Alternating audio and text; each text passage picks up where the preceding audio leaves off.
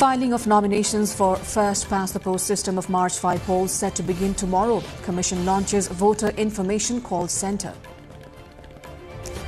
Nepal's ministers and elected representatives resign. Officials step down ahead of candidacy registration for upcoming polls. Medical entrepreneur Durga Prasai arrested from Pokhara. Arrest comes over alleged Election Commission fraud claims. Nepal's indigenous Tamang community celebrating Sonam Losar today. Festivities and culture programs to welcome the horse year. High-speed train crash in Spain claims 39 lives. Truck hits school bus in South Africa, killing 12 children. And Senegal clinches Africa Cup of Nations in dramatic final. Beat host Morocco 1-0.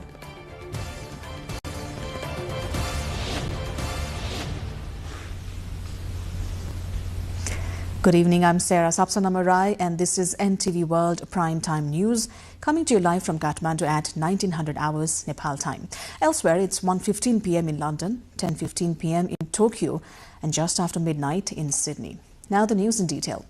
Candidates aiming to contest the March 5 House of Representatives election under the first-past-the-post system are set to file their nominations tomorrow from 10 a.m. The Election Commission has made it clear incomplete paperwork could lead to disqualification. Spokesperson Narayan Prasad Bhattarai said candidates must submit 13 mandatory documents, including proof of Nepali citizenship, name on the voters list, election security deposit, and party nomination letter, if applicable. Other requirements include resignation from public office, asset disclosure, repayment of loans, and signed commitment to the Election Code of Conduct. The Election Commission has urged all candidates to ensure their paperwork is complete to be eligible for the race.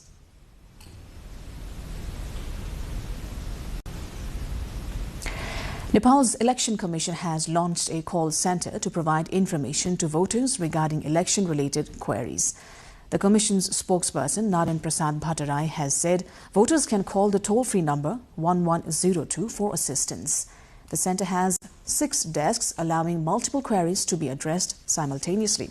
The first call came from Gandaki province, where a caller asks whether a previously scheduled Public Service Commission examination would be affected by the Election Code of Conduct. Officers at the centre confirmed that the PSC exams would proceed as planned. The call centre operates daily from 9 a.m. to 6 p.m. and will remain active until the election results are officially announced. Nepal's Election Commission has completed the printing of 8.917 million ballots for the proportional representation category of the House of Representatives elections scheduled for March 5. The ballots are being printed at Janak Education Material Centre in Bhaktapur. The Commission aims to print a total of 20.83 million ballots, slightly exceeding the total number of registered voters, as is standard practice. According to the Commission, 11.913 million ballots remain to be printed. A total of 1.098 million ballots have been sent to the Commission as sample ballots.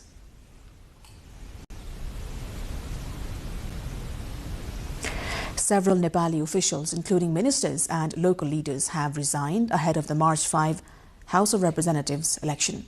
Minister for Communications Jagadish Khalil has stepped down, followed by Youth and Sports Minister Bablu Gupta, who resigned to file his candidacy.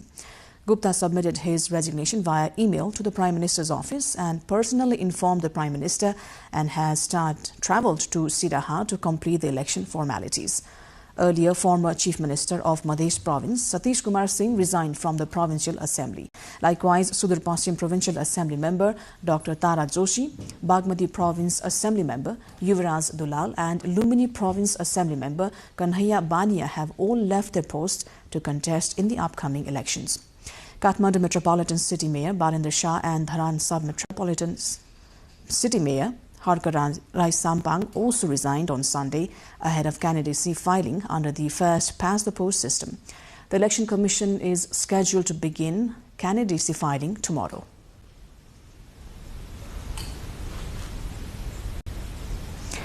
Medical entrepreneur Durga Prasai has been arrested in Pokhara. District Police Office in Kaski confirmed Prasai is being transferred to Kathmandu. The arrest follows a request by Nepal's Election Commission, which directed the Police Cyber Bureau to take action against Prasai.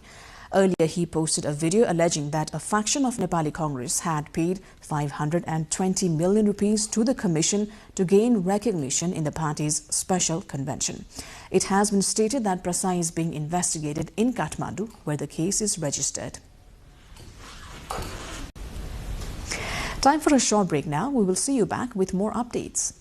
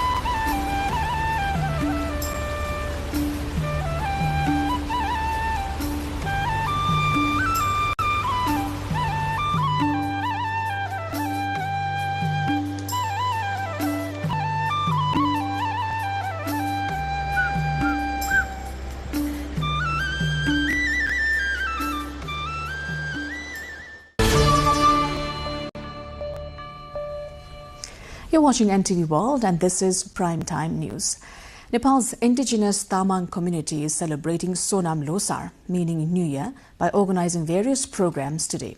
Based on Manjushri calendar, the community's 2,862nd year begins from today. From today, the horse year enters after completing snake year. Sonam Losar festival is celebrated every year on the occasion of Magh Shukla Pratipada with various programs. Sonam Losar is divided into 12 categories: rat, cow, tiger, rabbit, dragon, snake, horse, sheep, monkey, bird, dog and pig. The festival is specially celebrated in the different districts of Bagmati province, where Tamang community is largely predominant. In addition to Tamang community, the Hyolmo, Thakali, Jirel, Nesyangwa, Bhote, Dura, Lepcha and some other communities also mark this festival with much fanfare. The government has announced a public holiday across the country on the occasion of this festival being celebrated on Monday this year.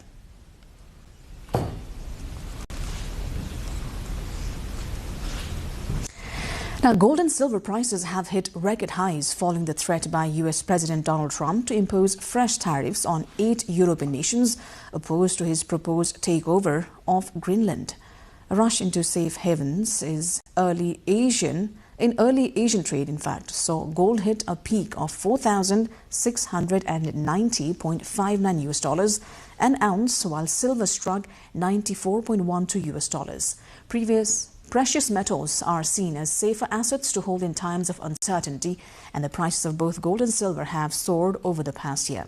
The row over the future of Greenland has escalated following the threat of extra tariffs by the US, and there are reports that the EU is preparing to retaliate. Back home, Nepal's rice production is expected to fall by 4.2% in 2026 compared to last year, the Ministry of Agriculture and Livestock Development has reported.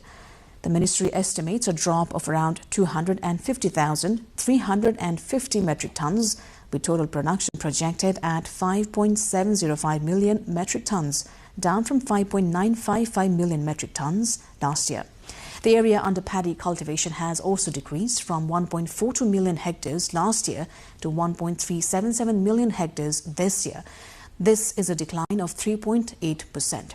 The ministry cited multiple factors for the reduction, including youth migration, a shift toward fruit and cash crops, urbanization, industrial use of farmland, and infrastructure development. Drought during the planting season, particularly in Madhya province, further affected crop coverage. Despite the availability of hybrid seeds and fertilizers, adverse weather conditions hindered paddy planting this year. Time again for a short break. We shall see you back with international updates.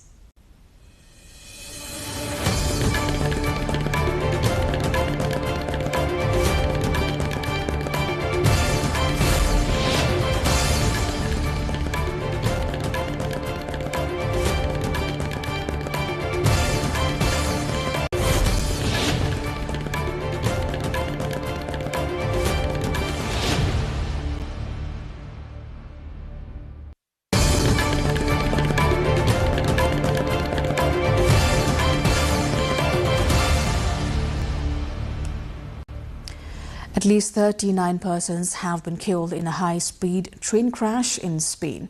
A Madrid-bound train derailed and crossed over to the opposite tracks, colliding with an oncoming train in Ademuz on Sunday. It happened at 19:45 local time, about an hour after the train left Malaga. Most of those killed and injured were in the front carriages of the second train, which was traveling south from Madrid to Huelva. Spain's Transport Minister Oscar Puente has said the crash happened on a straight part of the track, calling it extremely strange. He added 43 people are in hospital, 39 adults and 4 children. As many as 12 children were killed after a truck struck a school minibus in the southwest of Johannesburg in South Africa. The incident happened on Monday in Gauteng province. Emergency services said most of the victims died instantly at the scene. 11 children were pronounced dead shortly after the crash. The minibus, which was privately operated, was carrying children to several primary and secondary schools in the area. Authorities say the crash occurred at around 7 a.m. during the busy morning travel period. According to eyewitnesses, the minibus transporting the children was attempting to pass other parked vehicles when it crashed head-on into a truck. UK's Prime Minister Keir Starmer has said US President Donald Trump's plan to impose tariffs on the UK and other countries that oppose his plan to take over Greenland is completely wrong. Starmer has said the decision about the future of Greenland belongs to the people of Greenland and the Kingdom of Denmark alone. I spoke to President Trump, to European leaders, and to the Secretary General of NATO to find a solution rooted in partnership, facts, and mutual respect, because that is how strong alliances protect shared interests. US President Donald Trump has repeated he wants the complete and total purchase of the Danish territory, saying it is essential for US and global security, with the White House saying it could even be taken militarily. Japanese Prime Minister Sanae Takaichi will dissolve parliament on Friday, paving the way for an election next month that she hopes will give her a stronger mandate to govern. It was an extremely weighty decision that would determine Japan's course together with the people, Takaichi told a news conference. She also told voters to entrust her with running Japan. The vote to elect the 465 members of the House of Representatives, the lower and more powerful house in Japan, will take place on 8th of February. Takaichi and her cabinet have enjoyed high public support since taking office last October. Her Liberal Democratic Party, LDP, currently has 199 seats, including 3 held by its independent partners in the lower house, the most out of any party. China's population fell for the 4th straight year in 2025 as its birth rates sunk to a record low despite the government rolling out a spate of incentives to boost them.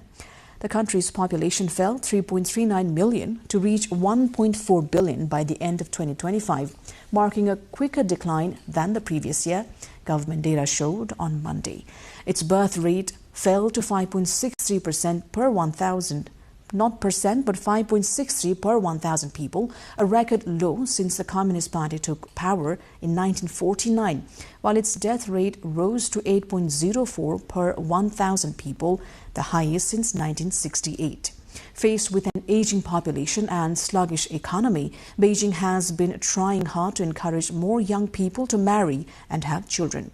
In 2016, it scrapped its long-standing one-child policy and replaced it with a 2-child limit. When that did not lead to a sustained upsurge in births, authorities announced that they would allow up to 3 children per couple in 2021. China has one of the lowest fertility rates in the world at around 1 birth per woman, below the replacement rate of 2.1.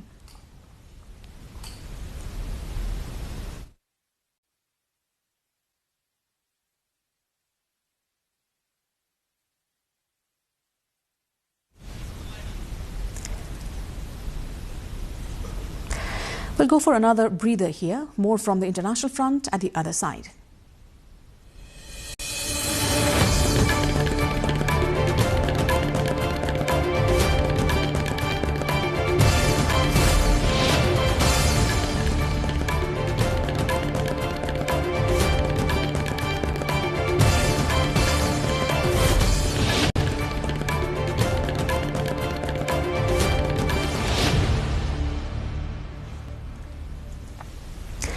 Welcome back. Trade tensions and a reversal in the artificial intelligence boom are among the main risks to global economic growth, the International Monetary Fund has warned.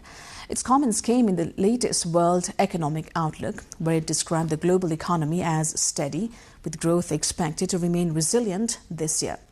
The IMF's forecast was produced ahead of Donald Trump's threat at the weekend to impose tariffs on 8 European nations opposed to his proposed takeover of Greenland. The fund also said the independence of central banks was paramount for global economic stability and growth.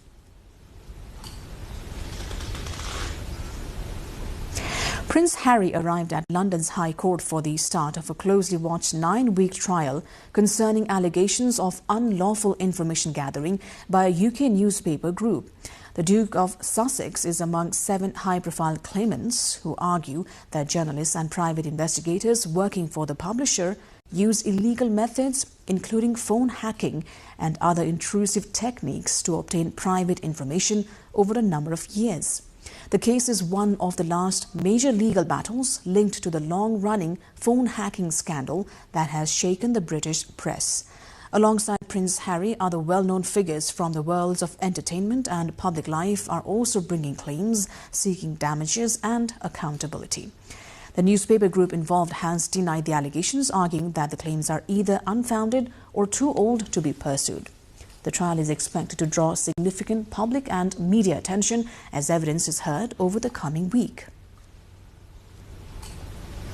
India's aviation regulator has fined Indigo a record $2.45 million, issued warnings to senior executives and directed the airline to remove the head of the operations control from his duties after mass flight cancellations last month.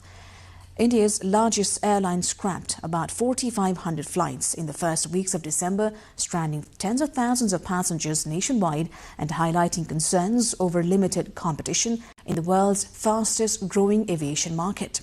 The airline has acknowledged that poor pilot roster planning was the main cause of the disruption.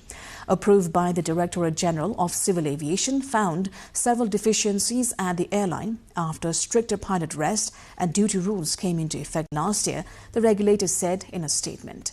Indigo, which holds 65% of India's domestic market, failed to properly identify planning gaps or maintain adequate operational buffers, the DGCA said, adding that the airline had an overriding focus on maximizing the use of crew, aircraft and network resources.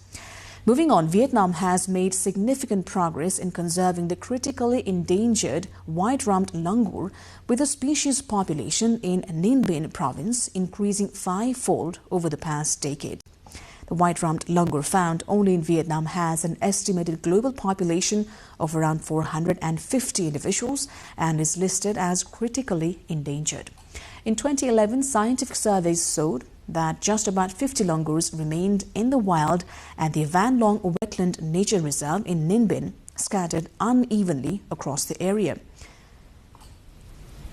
Scientists added that the presence of the white-rumped langur is expected to be a key factor in Vietnam's upcoming submission to UNESCO, underscoring the global conservation value of the species and its habitat.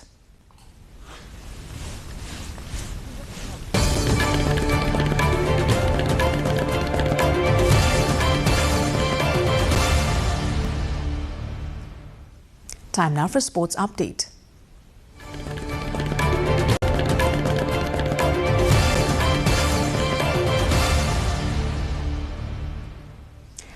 Nepal's women's futsal team has suffered its second consecutive defeat at the SAF Women's Futsal Championship. In a match held today at Nonthaburi Stadium in Bangkok, Nepal lost 3-0 to Bangladesh. Nepal drew 2-2 against Sri Lanka in their opening match and had previously defeated the Maldives 5-0. However, they faced a heavy 8-1 defeat against India in their third match. For Bangladesh, this marks their second win in the tournament. Senegal has won the Africa Cup of Nations in a dramatic fashion. Pape Goye scored in extra time for the Teranga Lions to beat host Morocco 1-0 in a chaotic final, which at one point saw fans trying to storm the field and Senegal's players walking off the pitch to protest a penalty decision deep into second half stoppage time. Play resumed after a stoppage of 14 minutes, only for Senegal's Edouard Mendy to easily save Brahim Diaz's attempt at a Panenka penalty when he lobbed the ball straight into the goalkeeper's arms with the last kick of normal time. Gaye then scored the winning goal in the 4th minute of extra time when he swept the ball into the top right corner with his left boot. The 69,500 capacity Prince Moulay Abdallah Stadium emptied quickly after the final whistle. Few were left to see the Senegalese players lift the trophy. Senegal had earlier won the 2021 edition after a penalty shootout against Egypt. The Australian Open got underway on Sunday. However, the tournament has been hit by injury concerns on its second day as players struggled with cramp and physical issues in demanding conditions at Melbourne Park. The day was overshadowed by the retirement of 7th seed Felix Auger-Aliassime, while his Canadian compatriot Marina Stakusic required a wheelchair to leave the court after her match. Auger-Aliassime had arrived at the season's first Grand Slam as a genuine dark horse, following strong improvements on hard courts towards the end of 2025. However, the 25-year-old was forced to withdraw from his opening match against Portugal's Nuno Borges after suffering from cramp. The early spate of injuries raised concerns as the tournament moved into its opening rounds following its start on Sunday.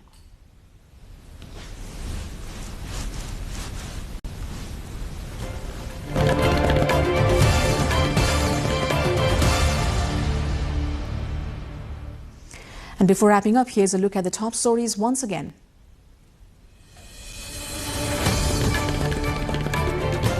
Filing of nominations for First Past the Post system of March 5 polls set to begin tomorrow. Commission launches voter information call centre. Nepal's ministers and elected representatives resign. Officials step down ahead of candidacy registration for upcoming polls. Medical entrepreneur Durga Prasad arrested from Pokhara. Arrest comes over alleged election commission fraud claims.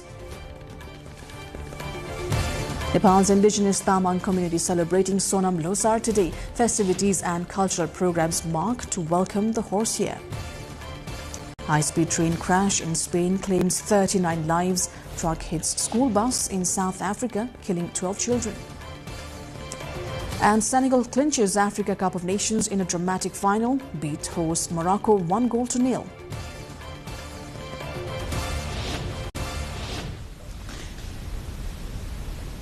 That is all for the moment. Our next bulletin will be at 2200 hours Nepal time. Do join us through our social media and get the latest updates from our official website, nepaltelevision.com.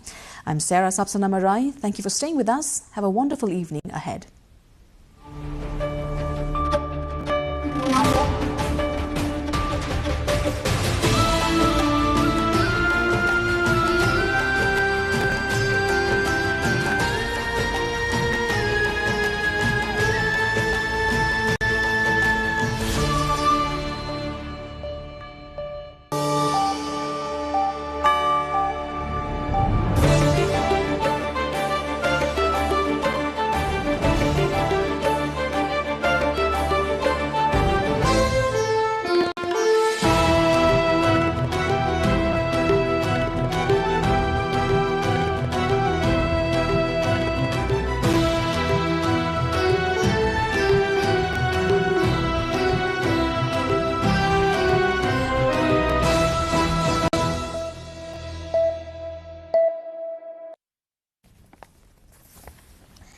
Welcome to the studios of NTV World in Kathmandu.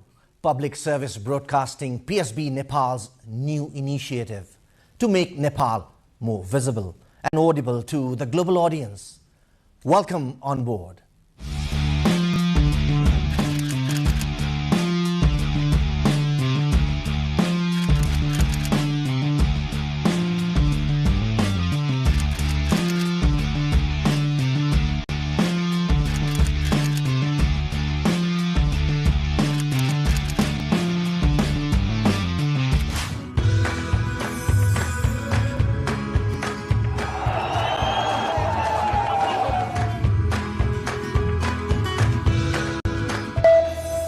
This is NTV World.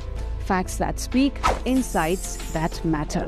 Telling the stories of a changing planet. NTV World, Nepal's perspective to the world. Exploring the heartbeat of Nepali creativity. This is NTV World. The power of story shaped by technology. NTV World. Unearthing Nepal's hidden heritage. Discovering the timeless Nepal. Telling stories that endure across centuries. Where culture breathes, stories bloom. When the world moves, we make a sense of it. NTV World. Taste of Nepal. Every recipe, every flavor tells the story. Journalism in the digital age. Fast, focused, verified. Stories hold power. Stories reflecting life. Stories of the hinterlands. Reporting for NTV World. This is NTV World. Welcome to News Hour. This is NTV World. Welcome to Primetime News. One story at a time. Crossing borders, connecting voices, where Nepal meets the world in dialogue. This is NTV World, Nepal's perspective to the world. Voices that connect Nepal to the world, bringing perspective, region and relevance to every story. NTV World, Nepal's perspective to the world. Stand by. Mic is on. 3, 2, 1, cue. We are NTV World.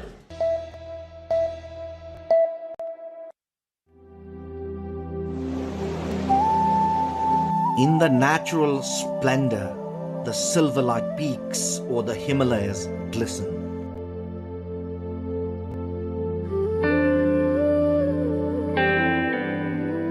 Cradling a pond filled with milk in its lap, the Numbur Himal gleams. The Dudkunda, meaning a milk pond in Nepal's northeastern district of Solukhumbu, is truly the gateway to the paradise.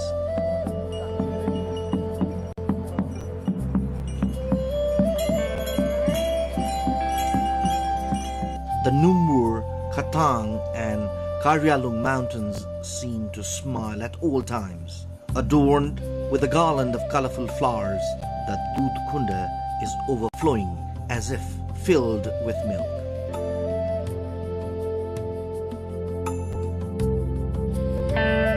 The very sight defines nature at its best. Feels as if the Numbur mountain is giving motherly affection, holding the lake in its lap.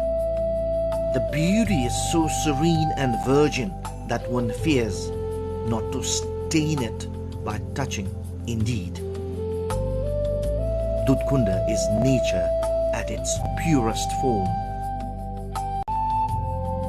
Located at Solu Dudkunda municipality, Taksindu, the natural paradise draws many visitors.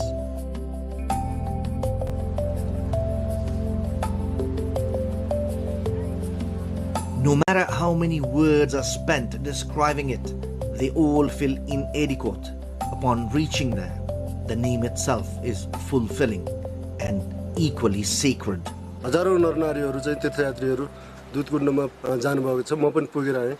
Dudhkund असाध्यै पवित्र स्थल यो हिमाल काखमा रहेको तीर्थस्थल हो, पुण्यस्थल हो, देवस्थल हो र त्यहाँ चाहिँ एकचोटि पुग्नै पर्दो रहेछ। त्यहाँ पुगेर जुन आनन्दको अनुभूति हुन्छ त्यो चाहिँ कहीँ पनि पाइँदैन भन्ने चाहिँ महसुस भयो। आनन्द लाग्यो, मस्तानु आयो अनि यो ठाउँमा चाहिँ आएर तपस्या गरेर बस्नु जस्तो जस्तो लाग्यो मलाई। एकदमै राम्रो लाग्यो हैन, प्रकृतिले दिएको रमणीय तीर्थस्थल हैन। जो कोही पनि एकचोटि चाहिँ यहाँ आएर एकचोटि भ्रमण गरेर दर्शन गर्नुपर्छ जस्तो लाग्यो।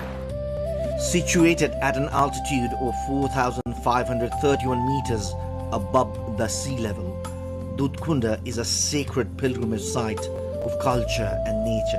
It feels like nature has blessed this place, and culturally, it has bound all castes and ethnicities in a thread of unity.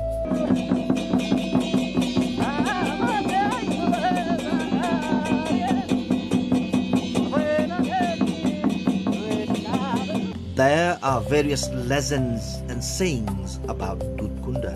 One argument is that the pond was formed during the creation of the Himalayas and was discovered by local sheep and yak herders.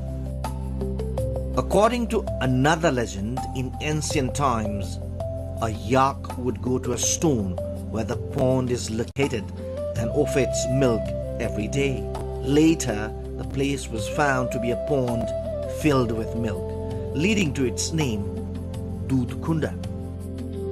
This has also led to the belief that gods and goddesses reside here. There are 3 different routes to reach Dudh Kunda. One route is through Salleri, Faplu, Taksindu and Sasra Beni. Another route goes via Lukla, the gateway to the Everest, through Nunthala, Taksindu and Sahasra Beni. Nature has truly blessed the Solu Dudh Kunda municipality.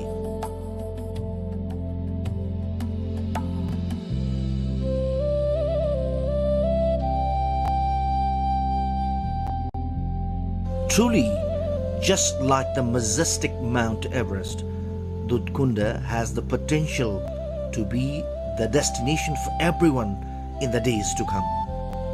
It is a thread of unity among all castes and ethnicities. Just like the holy water of Dudh Kunda, it will become a pure and excellent destination.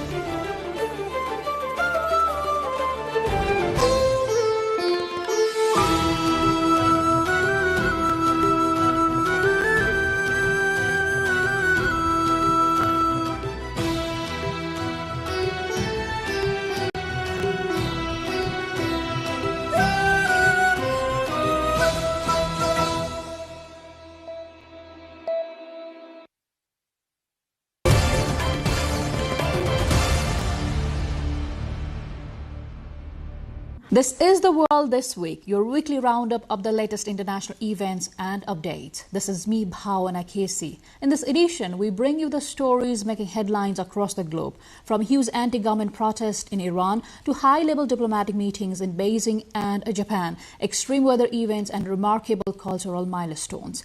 Let's start with the latest developments unfolding in Iran.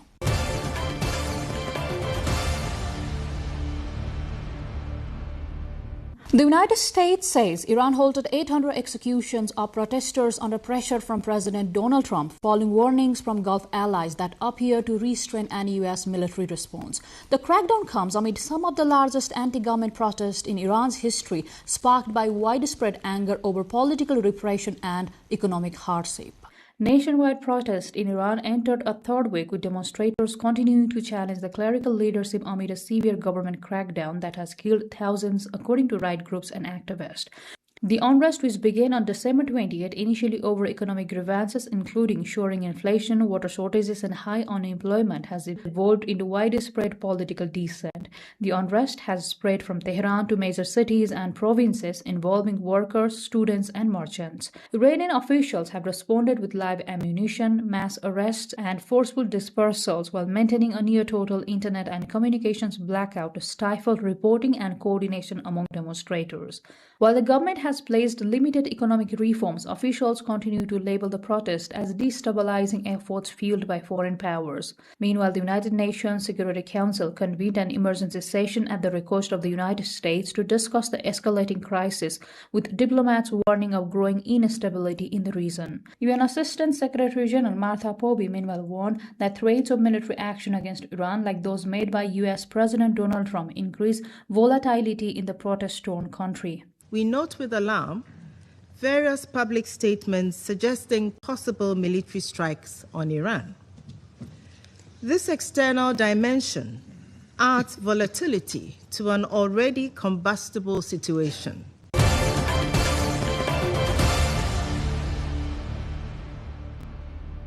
A small French military contingent has arrived in Greenland's capital Nuuk as part of wider European deployment involving several NATO countries. The move comes as tensions over Greenland intensify, with US President Donald Trump continuing to press claims over the strategically important Arctic territory, which is part of Denmark. Tensions between the United States and Denmark over Greenland intensified this week as European troops began arriving in the Arctic territory, highlighting rising strategic competition in the region. Danish Prime Minister Mette Frederiksen described the dispute with the US as a fundamental disagreement over Greenland's future, rejecting American proposals that Copenhagen says would undermine Danish sovereignty. The White House, however, said a January 14 meeting between US and Danish officials was productive and announced the creation of a high-level working group to continue technical discussions. Meanwhile, Press Secretary Caroline Leavitt, when asked about the deployment of European troops in Greenland, said it doesn't impact President Trump's goal of the acquisition of Greenland at all. Well, to your first question on Greenland, I don't think troops in Europe impact the president's decision-making process, nor does it impact his goal of the acquisition of Greenland at all. European Union leaders, including President Ursula von der Leyen, emphasized that cooperation with the US on Arctic security will continue despite disputes over Greenland, adding Greenland belongs to its people. So first of all, Greenland belongs to its people. So it's up to Denmark and Greenland, and only to them, to decide on matters that are concerning Denmark and Greenland. The dispute is now shaping broader NATO and Arctic security planning, with allied deployments and diplomatic efforts continuing as Washington and Copenhagen navigate a high-stakes geopolitical standoff.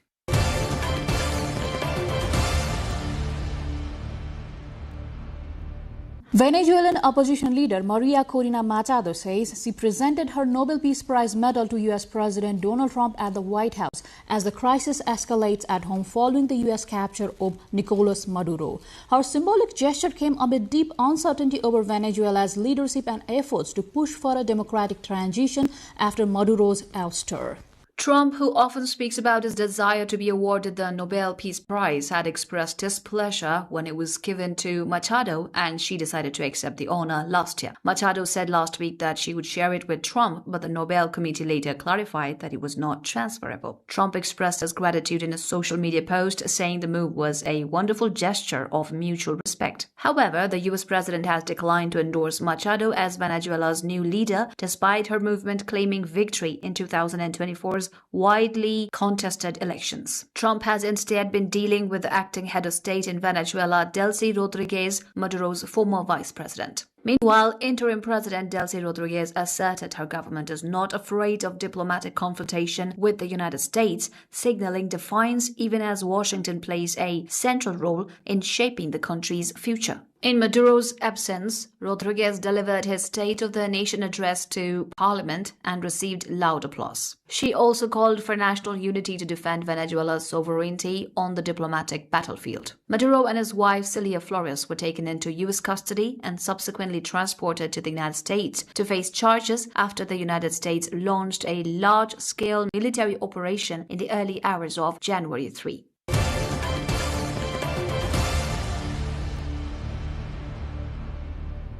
Canadian Prime Minister Mark Carney has met Chinese President Xi Jinping in Beijing as both sides seek a trade deal and reset in relations after nearly a decade of strained ties. Canadian Prime Minister Mark Carney arrived in China on Wednesday, beginning a high-profile visit described by officials as consequential and historic, aimed at restoring Canada-China relations nearly a decade after they hit a low point. Carney met with Chinese President Xi Jinping in Beijing in what Ottawa views as an opportunity to reset ties and explore new economic opportunities, part of a broader strategy to reduce Canada's reliance on the United States, its largest trading partner. Following the meeting, Carney announced a landmark trade agreement with China to remove trade barriers and reduce tariffs. China used to be the largest market for Canadian canola seed.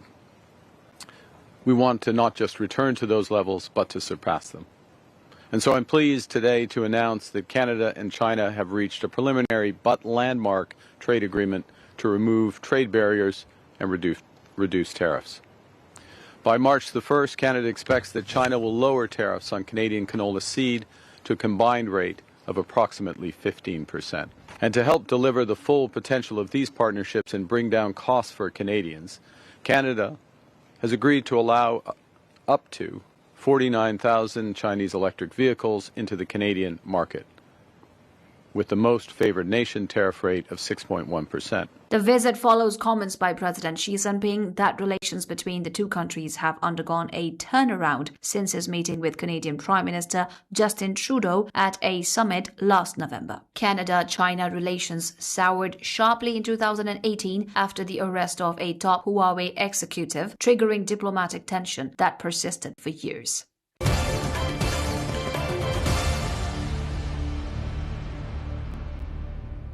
South Korean President Lee Jae-myung visited Japan for a high-level summit with Prime Minister Sanae Takaichi, where discussions focused on security, economic cooperation, and regional stability. However, the most memorable and vital moment came when the two leaders played drums together to K-pop music, symbolizing warmer Japan-South Korea relations and a renewed spirit of cooperation.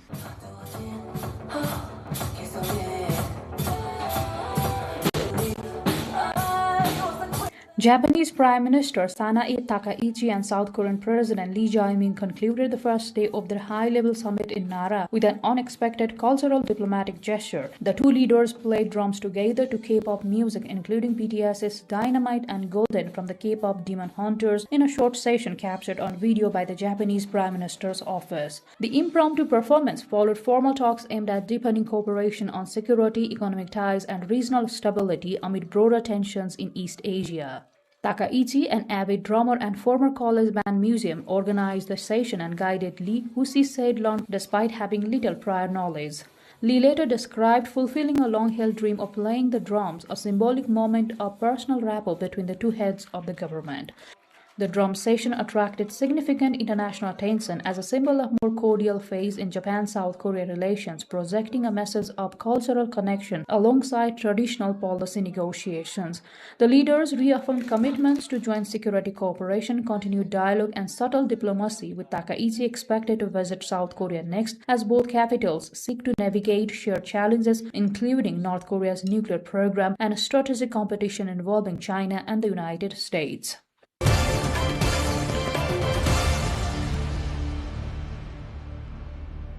As South Korean President Lee returned home from Japan, South Korea was shaken by a dramatic domestic development, with former President Yoon Suk-yeol sentenced to jail for 5 years. Yoon has been found guilty of abuse of power, falsifying documents, and obstructing justice over his failed 2024 attempt to impose martial law. This is the first of the verdicts in 4 trials linked to Yoon's martial law decree. Although short-lived, the move triggered nationwide turmoil, sparking protests as MPs rushed to the National Assembly to overturn Yoon's decision. Friday's ruling offers clues as to how the rest of Yoon's trials could go. His string of charges ranged from abuse of power to campaign law violations. Prosecutors had sought a 10-year jail term for the charges in Friday's ruling. Both sides have 7 days to appeal. The most serious charge is insurrection, for which prosecutors have demanded the death penalty. The verdict in that trial is expected in February. Yoon denied the charges, arguing that the arrest warrant itself was invalid and that the letter of the law does not require him to consult every member of the cabinet before exercising emergency power. South Korea's courts often grant leniency when the accused accepts guilt or responsibility. However, prosecutors argue that Yoon's lack of remorse is grounds for an even more severe penalty.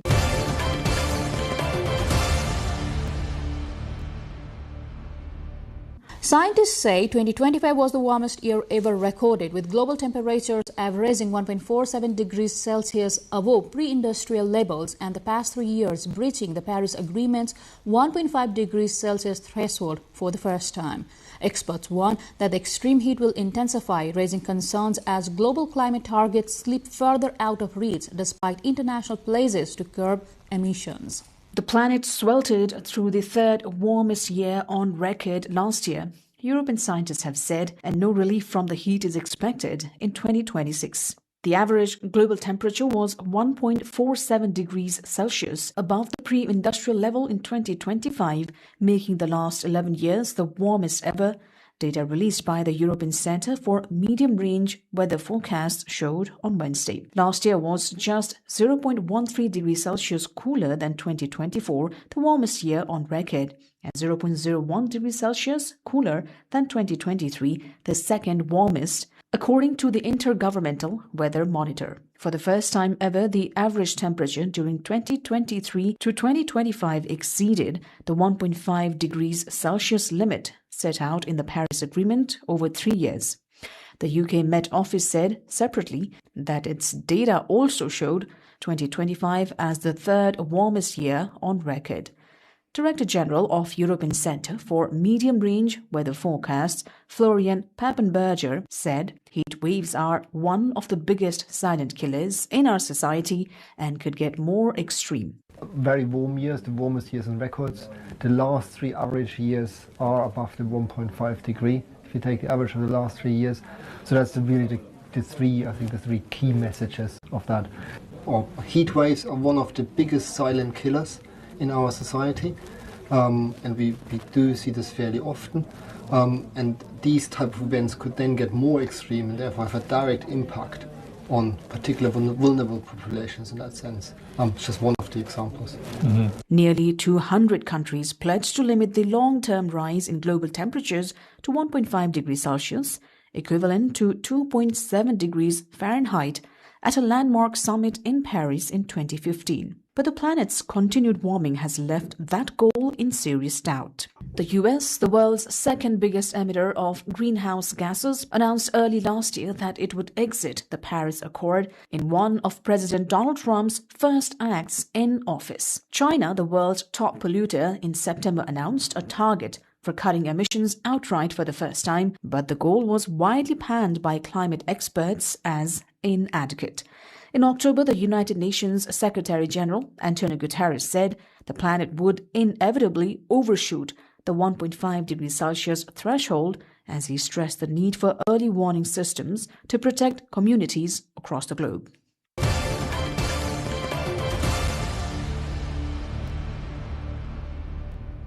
Sugary drinks and alcoholic beverages have become more affordable in many countries, undermining global efforts to curb non-communicable diseases, the World Health Organization says in 2 new reports released this week. According to WHO, sugary drinks became more affordable in 62 countries between 2022 and 2024, while beer became cheaper in 56 countries over the same period, as taxes failed to keep pace with inflation and economic growth. WHO's Director General Dr. Tedros Adhanom Ghebreyesus said weak tax systems are allowing harmful products to remain cheap, while health systems are facing mounting financial pressure from preventable non-communicable diseases. Today, we are publishing new reports on taxes on alcohol and sugary drinks. They show that in most countries, these taxes are too low to be effective, poorly designed, not adjusted regularly, and rarely aligned with public health objectives. As a result, alcohol and sugary drinks have become more affordable, even as the diseases and injuries associated with their consumption continue to place growing strain on health systems, families, and budgets. The WHO's report showed that at least 116 countries tax some sugary drinks, but many high-sugar products such as sweetened milks, fruit juices, and ready-to-drink coffees are often exempted or lightly taxed. Likewise, 167 countries levy alcohol taxes, yet wine remains untaxed in at least 25 nations, and overall excise shares are too low to significantly impact price or consumption. Dr. Tedros also urged governments to raise and redesign taxes on sugary drinks and alcohol to reduce consumption and raise funds for health services. As part of its strategy, the WHO is promoting a 3x35 initiative aiming to increase the real prices of tobacco, alcohol, and sugary drinks by 2035 through stronger taxation policies.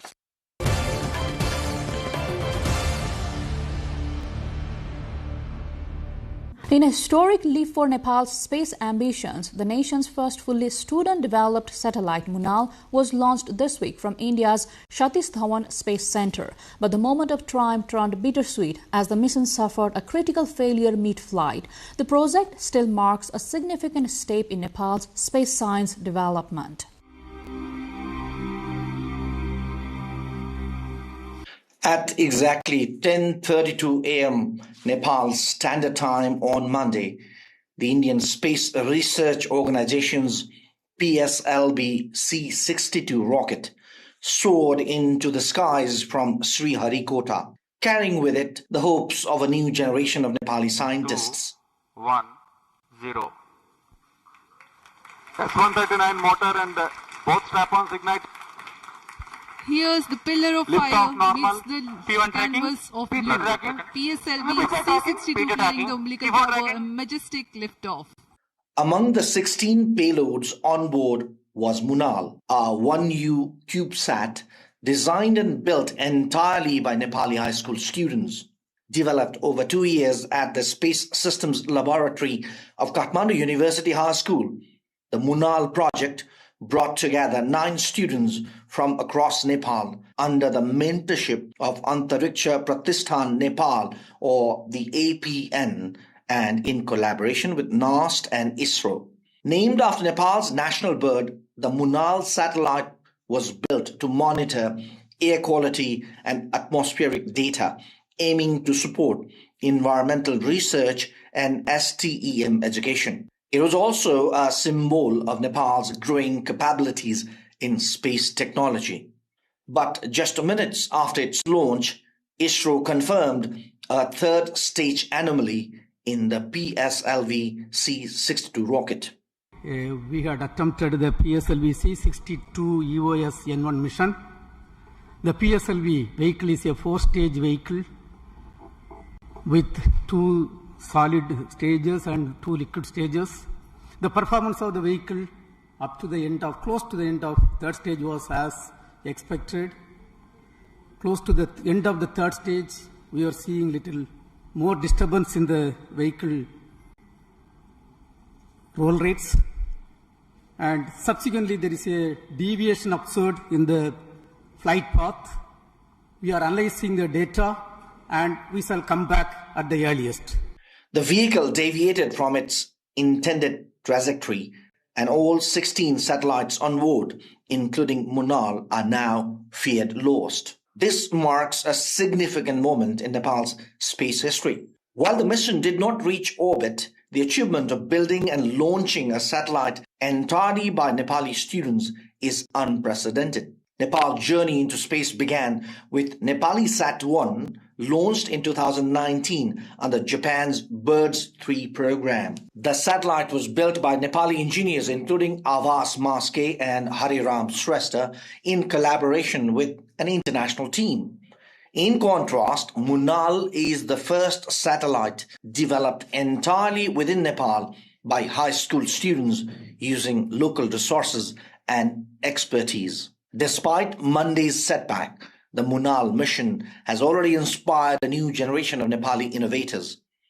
As the nation looks to the stars, this moment will be remembered not for its failure, but for its fearless first step.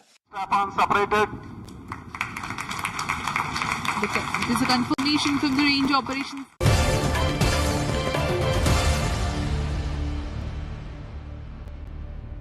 Snow and rime have covered the Tian Shan Mountains in northwest China's Xinjiang region, creating widespread frost and icy conditions. Wildlife are also seen foraging in the snow, while authorities cautioned hikers and travelers about the hazards. Snow and rime ice were recorded across the Tian Shan Mountains in northwest China's Xinjiang Uyghur Autonomous Region over the past 2 days, according to local authorities and media reports. Dense rime covered trees in deep valleys of the mountain range as temperatures creating widespread frost conditions. Officials say the weather conditions and wildlife activity highlight the region's winter climate patterns and the ecological environment of the Tian Shan mountain area. They, however, warned that the icy conditions could pose risk to hikers and local transportation and urged caution in affected areas. Tourism officials say winter visits to the Tian Shan Mountains remain popular, with safety measures in place for visitors. It is said the snow and frost provide important water sources for downstream ecosystems in Xinjiang.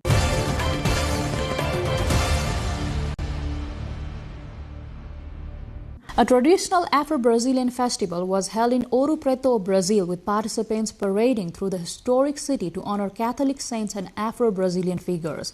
The annual event blends Catholic and Afro-Brazilian traditions and is recognized as an important expression of the country's cultural and religious heritage. A traditional Afro-Brazilian religious festival took place in the historic city of Ouro Preto in Brazil as participants paraded through the streets singing and playing instruments to honor Catholic saints and Afro-Brazilian historical figures.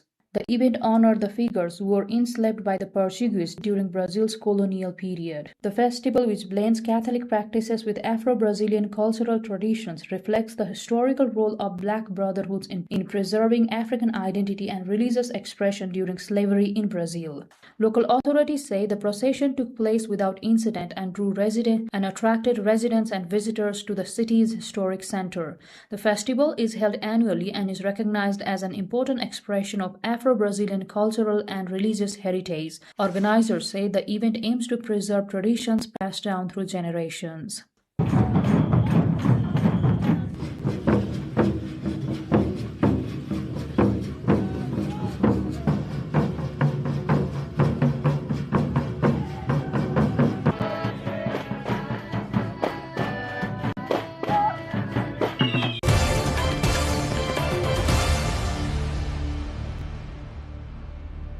Well, that was a vibrant display of culture, history, and community, and this brings us to the end of this episode of The World This Week. We hope you enjoyed as much as we did bringing it to you.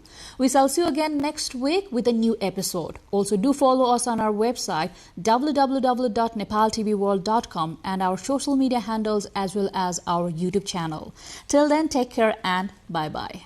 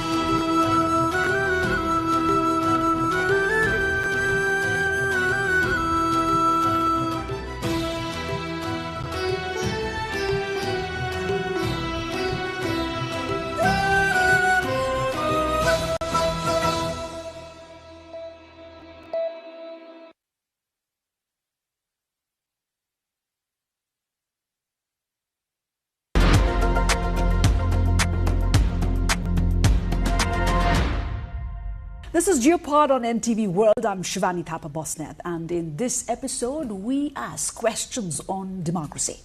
Around the world, democracy is busy but uneasy. Elections are frequent, participation remains high, yet direction, stability, and trust are increasingly elusive. This is not a crisis of turnout, it is believed to be a crisis of consequence. And Nepal sits squarely inside this moment. A decade after a new constitution promised stability and inclusion, the country faces fragile coalitions, judicial interventions, and a public, especially its youth, growing impatient with politics itself. Elections are approaching at the moment, but confidence in what they will resolve is thin. Here at Geopod, we step back from personalities, from daily headlines, to ask a harder, more uncomfortable question. Is Nepal's instability a failure of leadership or a flaw in democratic design? And joining us in this crucial conversation is political analyst, author, Dr. Chandradev Bhatta. Welcome, Dr. Bhatta, to Geopod. Thank you very much for inviting me to your important show. Yeah, the pleasure is all ours. And before we move ahead and start judging the outcomes, Dr. Bhatta, let's define the system itself in our conversation. When you look at Nepal today, right, what, not in theory, but in practice, what kind of democracy has Nepal become? A majoritarian, a consensus-driven, or something more improvised? Thank you very much. I think this is a very important question for us, primarily because Nepal has been practicing democracy for a long period of time. If you look at, we have a history of more than 70 years of practicing democracy. But during these 70 years, we have also seen many ups and downs. We have seen series of movements. Nepal has seen series came up with different types of constitutions as well. But still, we talk about democracy, whether democracy is stable or are there any problems. I see if you look at from the perspective of a constitution today, Nepal is a constitutional democracy. Nepal is there are a lot of issues that Nepal needs to look into, but if you look at the actual state of democracy in Nepal, we are somehow practicing the consensus model of democracy. We also have to look into the constitution itself, because the current constitutions basically asks Nepal to move into the consensual model of democracy, primarily because it also, it's a diverse country. There are different types of people, different types of ethnicity. People have different types of opinions as well, language. We are a diverse state, and perhaps this could be the reason that our constitution puts a lot of emphasis on adopting the model which tries to bring all people together. At the same time, we also have got the proportional representation model. The very idea of these two models is to get all the people on board, so that democracy is not only owned by the certain political leaders or certain political parties, but it is owned by the people at large. That's the basic premises of the constitution. But in practice, I don't think we are really moving into the right direction. This is very, I think we have to accept this reality. We did not really practice the democracy as it has been envisioned in the constitution. Somehow, I would say, to answer your question whether Nepal is a consensual model of democracy or a majoritarian, I would say it's an electoral democracy, primarily because the democracy itself has been, I think it would be too harsh to say, people may not agree with this, but of late it has been hijacked by the professional political class through elections. And this is not only happening in Nepal, but it's happening all over the world.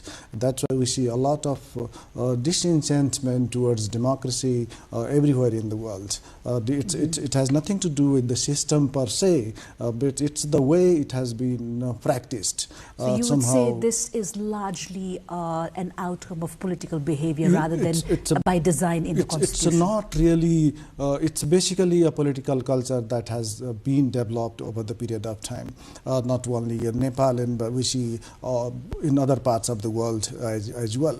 This perhaps which is the reason why a lot of people, a lot of the universities in the West are discussing can we have an alternative model of elections as well, because largely the elections are used to hijack the democracy as well. And if the democracy only becomes the electoral and it does not really look into the substantial part of it, then you don't really, people really don't like it. The dividend of democracy then will not be enjoyed by the all. The very idea of democracy is to, it has to protect those who cannot protect themselves. And we certainly will get there, falling Dr. into Bhatta, that right? direction. We'll certainly get there, because this discourse is Yes. certainly leading into the alternative Yes. spheres as to where the outlet of Yeah. this desire Yeah. would be. But let's focus on the instability that Nepal has come past since a prolonged period of transition, right? So is instability in Nepal, how do you as an analyst say, is it a malfunction or is it the system operating exactly as it is built? It's somehow, I would say, earlier you said the political behavior. I would say it's basically the political culture that we have developed. If you look into the constitutional framework, it has a lot of mechanism that can look into the instability part as well. But somehow, when the very objective of politics is defined by the political leaders from their own perspectives, then it does not really provide the type of stability that we all wanted. So I think I would say it's inherently designed over the period of time. It has become a feature of Nepali democracy or politics over the last couple of decades, I would say. We've been, if we just start from 1990 onwards, it's been more than 35 years we have been practicing democracy.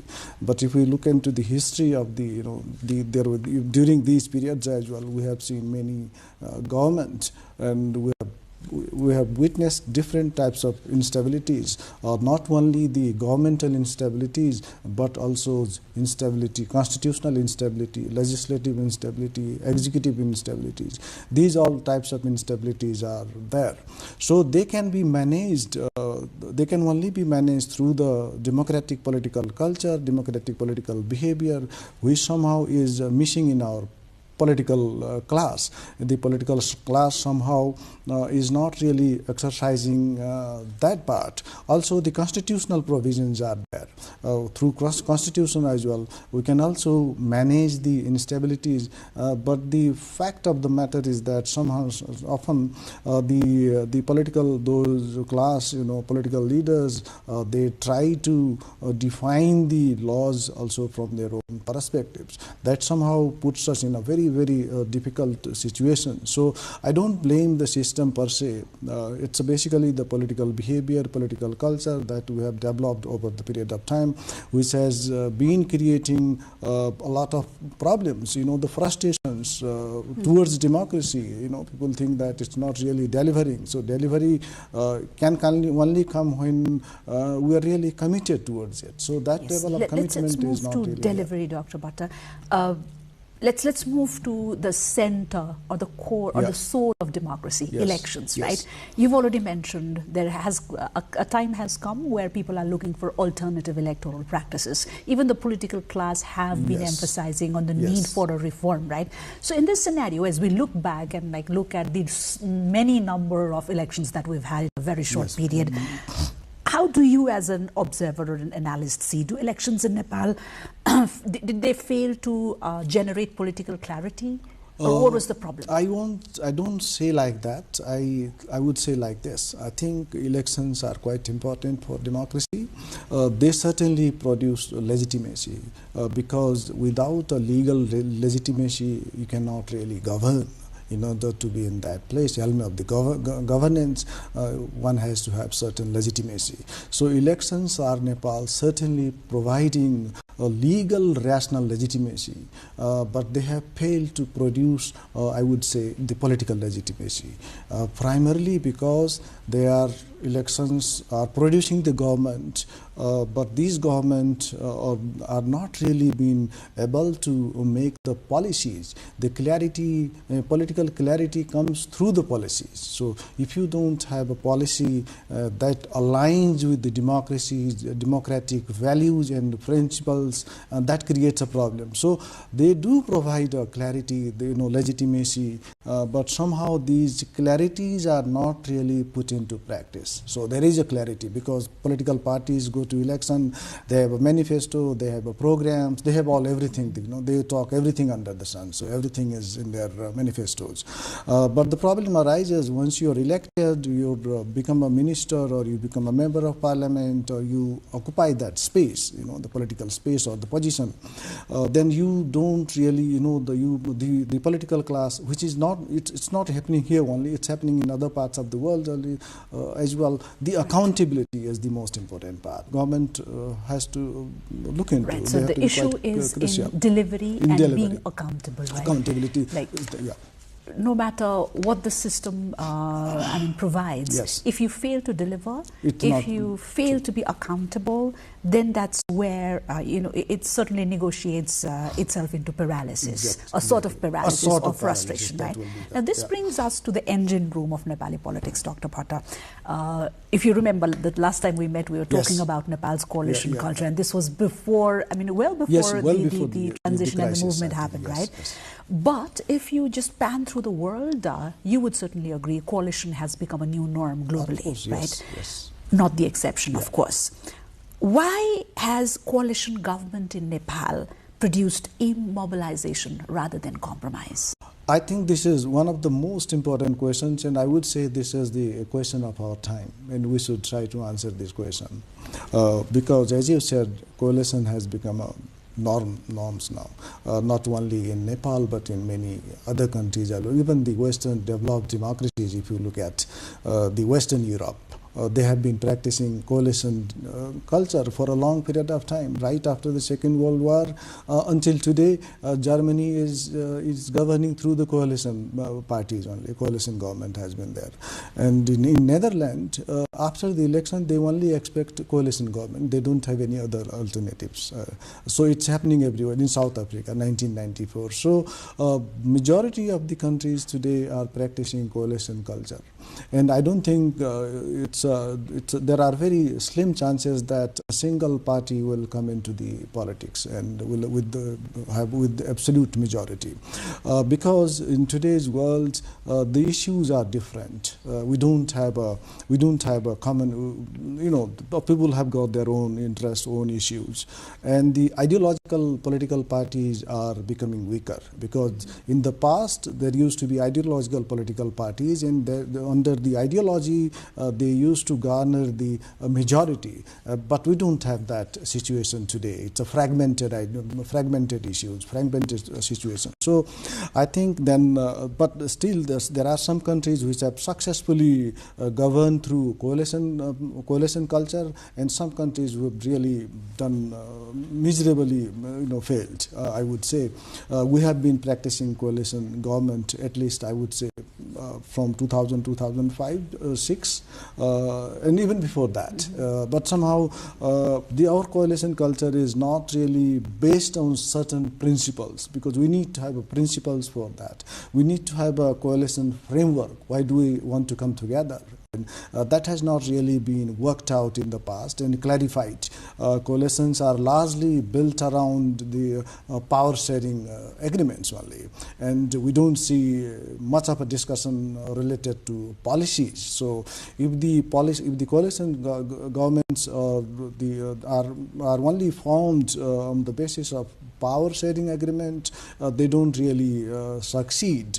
If they are also backed up by the policies and programs, and if they really wanted to take people's concern into consideration, they will definitely succeed. Another important part is our society, as I said earlier, although the ideology is dying out, but still, the political leaders, political parties, they come up with different types of ideologies. So I think we should also try to minimize the differences and look for the common position where we can work together. So if we work in that direction, I don't see any problem with the coalition. But again, at the end of the time, the most important part in politics is why do we want to do politics is the most important part. Whether you wanted to do something for the people or you wanted to do something for yourself or only for your parties. If we really don't answer that question, I don't think we will go anywhere. If you ask anybody today, the youths or people of any ages, ask them a question, why do you want to come into the politics? I don't think they will have answers that satisfies us, because everybody would say, I want to serve this country. But there are people who have been serving in this country for a long period of time, but still people are not really happy about it with their service. So I think the part of the problem is the framework. We don't have the framework. Clear framework is not there. Also, the very intention of the coalitions. Why do you want to do that? Whether it is for just to stay in the power, or to do something for the country, or to do some, to improve the life of the people. That's the objective of the politics. These stakeholders need to ponder on. We will certainly come to that later, Dr. Bhatta. Let's still keep our focus on the discontent of the people, right? Which is quite visible. Yes. We saw that. We come past to one very important transition. And this time, this discontent has percolated down to the younger generation.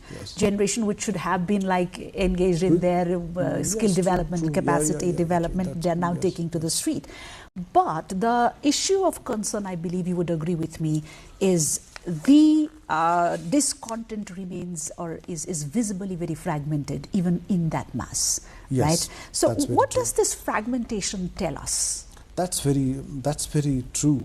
The people are discontent, and there are reasons for that, and everybody has got their own reasons for being a discontent. I just wanted to give you an example. The first line of Leo Tolstoy's novel, Anna Karenina, they write, every happy family is happy. There is only one reason for that, because they are just happy. And every unhappy family is unhappy because there are more than one reason for that. So if you look at if we just try to, contextualize that line in the Nepali political context, so if we see certain people are happy because democracy is there for them and it's really working. In fact, it's a thriving. And there are people who are unhappy and they have more than one reason. There are youths of different types. There are youths coming from the urban centers. There are youths coming from the rural areas. The youths coming from the urban center have different challenges, and youths coming from the rural areas have different challenges. There are highly educated people. There are less educated people. So different types of peoples are there in the protests as well. And these protests have happened without a leader, because they were not led by anyone. So they were, I would say, some sort of, these people came out in the street to just vent out their frustrations. So they all have got their own issues which they wanted to express through the street protest. This has not been, there has not been a unified movement for the reason that these issues are also scattered, fragmented. There perhaps could have been a unified, what we call a social movement or a movement. If they were guided by the certain agendas, or they have common issues, we don't really see that common issues. But still, despite all these fragmentations, we can see one common factors. Whether you come from outside of Kathmandu, or you come from a city, or you are educated, uneducated, whether you want to go outside for a work, you are going to be aspirant migrant workers, whatever background you have got or whatever futures you wanted to pursue. The one common thing is that the governance is a problem. The governance is not really happening the way it should work in this country. That's the common voice we can see in each and every protest. And then the second point that we can see or we can observe is the which is also somehow linked with the governance itself, the issue of service delivery. And third one is everybody is talking about, like, people wanted to go out, we cannot stop them, because it's a free world and individuals have the choice whether they wanted to stay in this country, work here, or whether they wanted to go outside. But the very objective of the state is to provide bare minimum opportunities within the countries. I think we have terribly failed there. That's why these movements are happening from their own ways. They have their own understandings. Apart from that, Nepali society also has been divided along those in a different line. But one of the most important line is there are people. I do not really wanted to be too critical about the political parties or the political practices, but that's the reality here. I just wanted to explain. There are people who are aligned with the political parties. There are people who already have got something to their disposals. But there are youths, who don't see the future of their own in this country. But they need to be protected. So their voice, the voices might be fragmented. They might have different issues. But it's the duty of the state or the people who are in the politics or who are going to be at the helm of power. They need to look into their issues. Otherwise, this will create problems. Today we are in a situation of poly-crisis. If the poly-crisis prolongs, we will enter into a next phase, which is called perma-crisis, permanent crisis. So it's quite an important. If the situation moves into that direction, paralysis, the poly-crisis becomes perma-crisis. That will really be bad, not only for the democracy, but for a whole society, because people will lose hope. Confidence is the most important part. Trust. Let me interrupt you right there, Dr. Bhatta, because this is what Nepal is headed for. I think this is majority of public aspiration, that this prime or fundamental concern would be addressed by the political players itself. Yes. And again, let me get back to you to the discontent, right? We see there is discontent.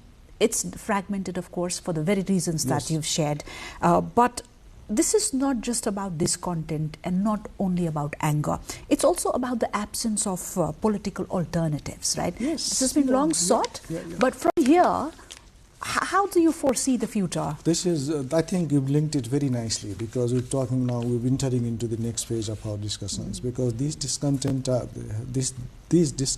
has happened primarily because the government of the day has failed to deliver, or they're not happy with the way politics has been functioning, or the system per se is working. Right, and people, it's not only in Nepal, the discussion on the alternative politics is happening in almost everywhere, and people are looking for a change. That's the human nature. And the idea of alternative politics has also been floated in Nepal. It's been almost 6 years. People are talking about the alternative politics, but the way alternative politics is coming is not really. I don't want to blame them because they're not really into the government yet. But just looking by their, the agendas or the way they are coming up is also not really encouraging. I would say the alternative politics in Nepal is still the leftover or the residue of the past politics, I would say, because you see the same people there as well. You don't see much, agendas. They also don't have agendas.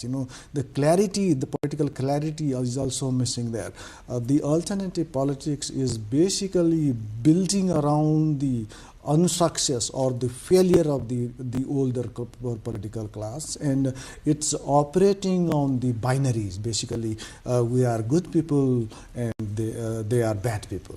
So it's some sort of binaries which is creating, which is developing some sort of what we call populism as well. Like so, I would say the alternative politics is also harping on these issues. If they really come up with certain agendas, let's suppose, how do they want to change the politics? We don't really talk about economics, which is the most important part in politics. Like, how do they want to change economic future of the country? The bulging youth population that come into this country, like around 7 lakhs plus people, youths every year. How much job are we going to create for them is quite important. I think that should be the discussion, rather than blaming each other. That blaming game is going on for a long period of time.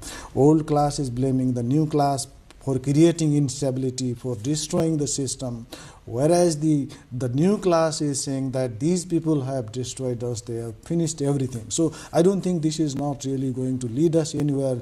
The discussion would be centered around what are the issues that we should work together, and what are the factors that is leading discontent and state protest repeatedly in this country. Why there has been a conflict or the movement in every 10 years? I think we should try to answer this question. Every 10 years from 1950 onwards, we see one type or the other type of change happening here. But we've never tried to answer that question, because there are certain reasons behind that, why that happens. Because every 10 to 15 years, we have new generations coming in politics, right? And we have the political practices, political behavior are the same, and we're not really creating opportunities for these people. And we also don't try to understand their sentiment, feeling. Definitely they will come up with their own imagination, they will have their own worldviews. So if we don't try to look into their concerns, they will have to rebel. There is no alternative. The point you want to make is any political force, the traditional or the newer ones, whoever has the central agenda as economy would be or is the alternative force that the Nepali people is seeking at the moment. I think that should be the priority for all the political parties, because we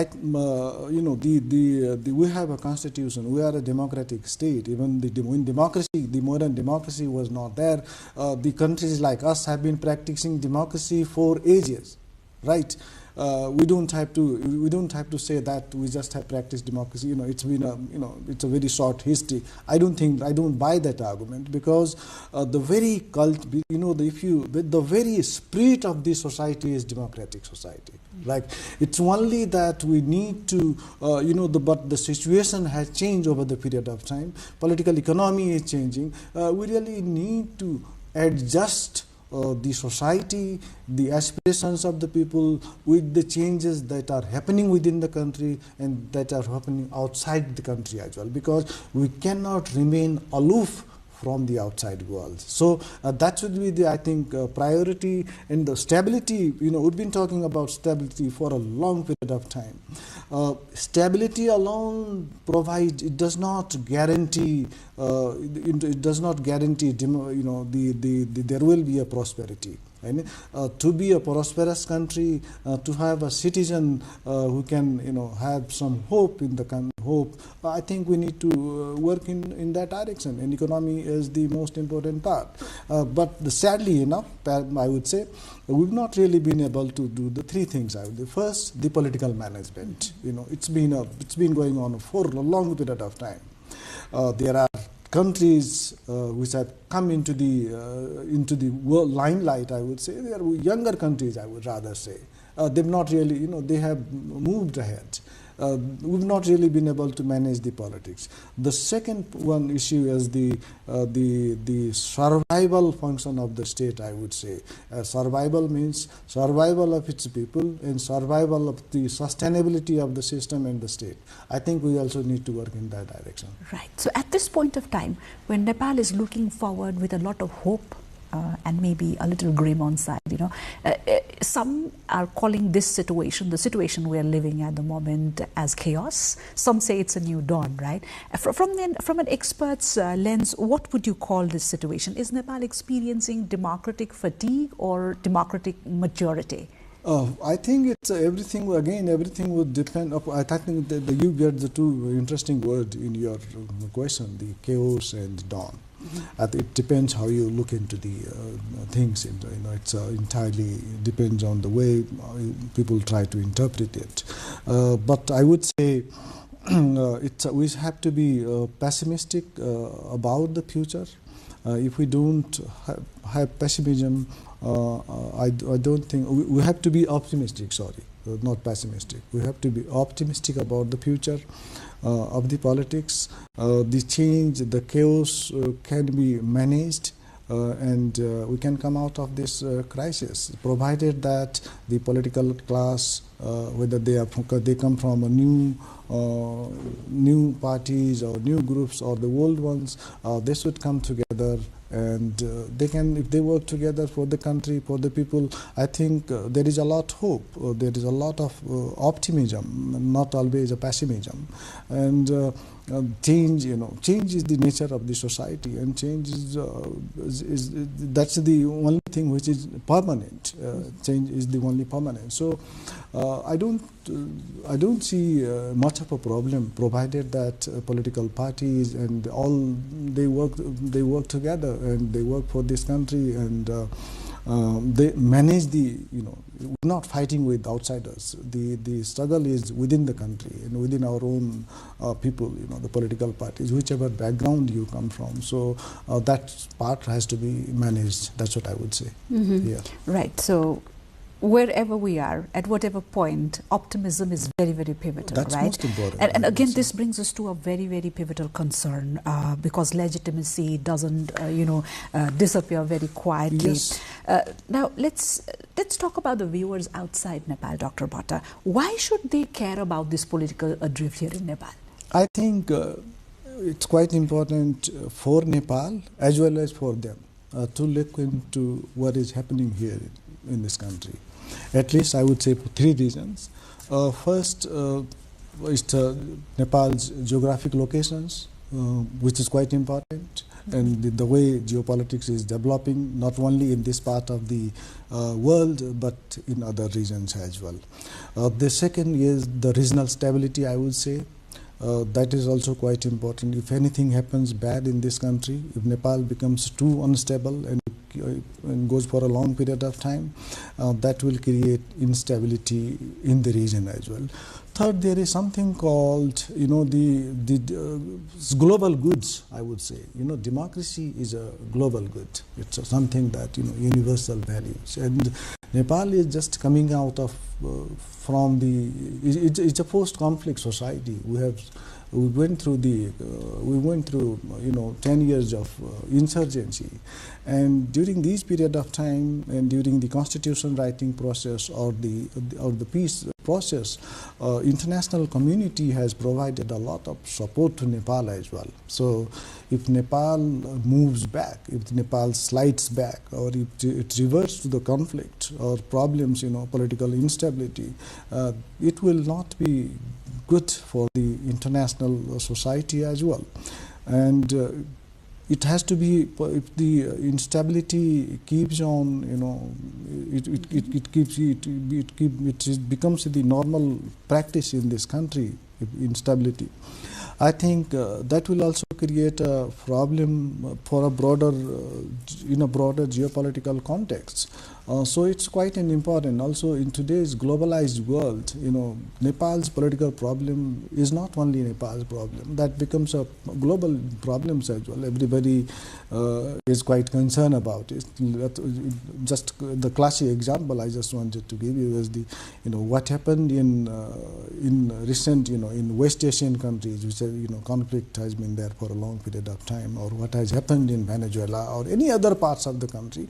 We also become concerned about it. So concern is some sort. It's not always a negative thing, I would say. Concerns also is, they also wanted some sort of, it creates a solidarity, I would put it like this, some sort of solidarity, because we've been a part of an international community for a long period of time, and we've been supported by the international community during the peace process, as I said earlier. So it is quite important, not only for Nepal but also for the regional stability and for the international community as well. So any problem, it's a trickle-down effect, will affect not only have consequences for the region and for the people inside, but it can also be the problem for outsiders. How much of this instability diminish Nepal's strategic relevance? Like, does it simply change, does it change how we interact or engage with our neighbors? I think it's quite an important question, and I think we really need to look into it very, very seriously, because last year or the year before that, the French newspaper Le Monde wrote about Nepal, and the headline was Nepal is a world champion of political instability or something like that. That was what Le Monde reported. If the reporting about Nepal in the international press, or if the international community always sees or knows Nepal from instability perspectives, I don't think that will really be good for us. And in today's world, basically in today's context, I would say, when geopolitics is at its height, at multiple levels, if we become politically unstable, I don't think we will really be able to address the challenges that geopolitics is coming up in the region and beyond that. Also, our interactions at the international level, for a state like Nepal, engagement at the international level is quite important, and that will also be impacted. So I think the prolonged instability will create, will definitely weaken us, will not really help us to negotiate with other powers, other countries as well. So I think that's quite an important part, and we have to we should be able to address these questions. Why instability all the times, which is because this is already impacting the internal political dynamics, and it is also going to have an impact for the broader geopolitical landscape as well. So we need to find out where the problems lies. So what do you think, how is the international community reading Nepal at the moment? I think the Gen Z movement was a turning point in Nepal.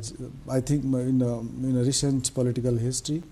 Lenin said there are decades where nothing happens, and there are weeks where decades happen.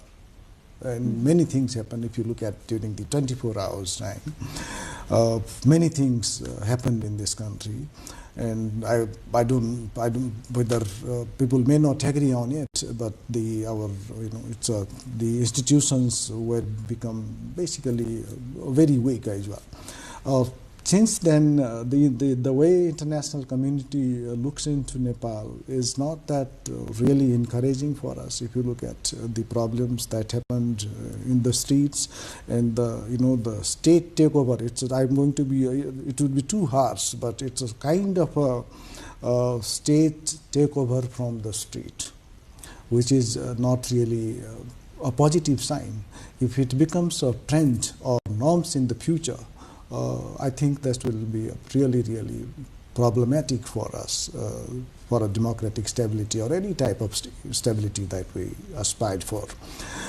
Also, what we need, we've been talking about politics all the times, and in order to be a stable politics, we need a stable economy as well, and for that we need international support, international investment. And if we become unstable, and if the situation continues like this, the level of support or the investment that Nepal is to receive from outside will definitely decrease as well. It will also have a consequences for the I think during that time, I don't know how the situation is now, but a lot of countries were quite reluctant to provide the travel permissions to Nepal as well. That was I think it was very concerning. They were became quite concerned. So today, all of, I think, international community put together, they definitely wanted to have a stable Nepal. They must have been reading the development in Nepal very closely. If you look at the recent development, the way Nepal has been put into the categories of those 73 countries, that the 75 countries, right. That's alarming. That's already alarming. That's already indicating something. So it's instability can turn into a conflict, and conflict into a civil war. I'm sorry to say all these things, but it's a very difficult situation. So we have to be quite careful about all these things. We have to understand the nitty-gritty of the situation, I would say, why we are, the political things and all these. Right. These very concerns, and then there are speculations, there are rumors making rounds. Of course, yes. There are misinformation, disinformation, yes. right? So yes. Amidst all this, let us move towards closing this conversation with you, Dr. Bhatta. Let me end here with, amidst all this, with a very hard question. 10 years from now, will Nepal's democracy look stronger or similar or familiar? I hope we have a stronger democracy. That's a hope, and we can hope for that. But I can just split into two parts. The next 5 years, I think we're not really going to be stable, as stable as we want. Because of the recent political development as well. If you look at the split of the political parties, and there is some sort of not really a conflict, but disagreement between and among different types of political forces as well. That will take a time to settle down. So I would give next 5 years for that. And if we work carefully, next for another 5 years might provide a political stability, and we have a new generations coming up. They are well read, they are well exposed as well to the international development. They know what's happening in the world. So we basically have to rely on them.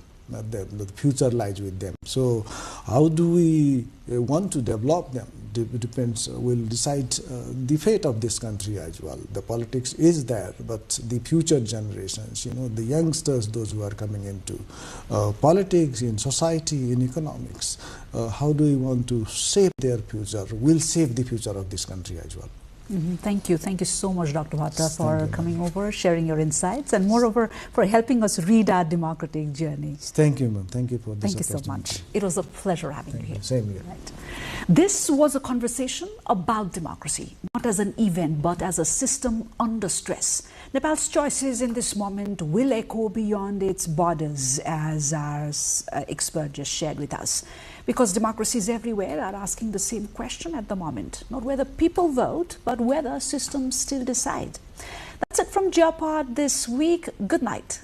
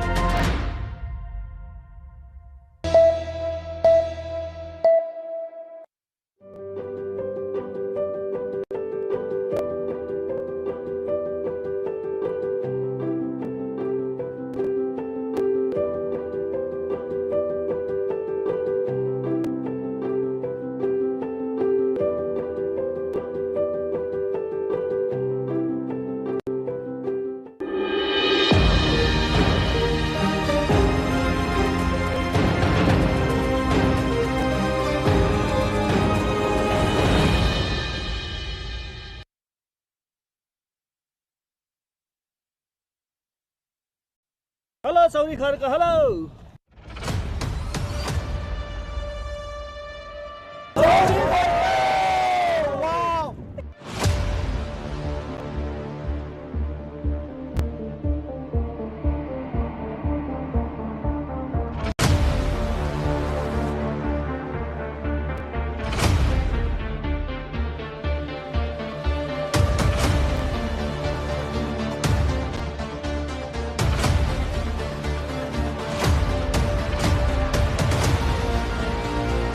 एकदमै राम्रो रहेछ refreshed fill भयो त्यो क्योसबाट अलि टाढा आएको जस्तो यहाँसम्मको एउटा केबल कार भइदिए एकदम बेटर हुन्थ्यो जस्तो लाग्छ मलाई माहौल अथवा यहाँको वातावरण यति रमणीय छ कि यसलाई शब्दमा वर्णन गर्न पनि साध्य छैन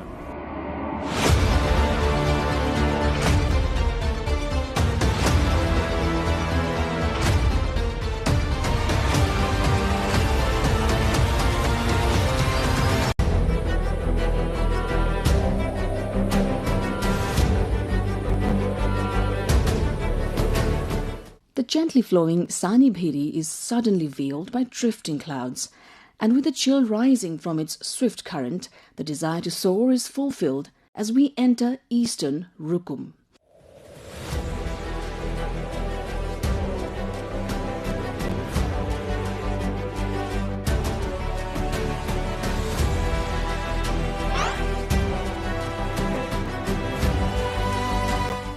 Stone and clay houses stacked upon one another, the white Himalayan peaks, vibrant flower gardens of Bukit Batan, melodious rivers and lakes, and unique authentic arts and culture. All of these make Eastern Rukum a place that captivates every visitor.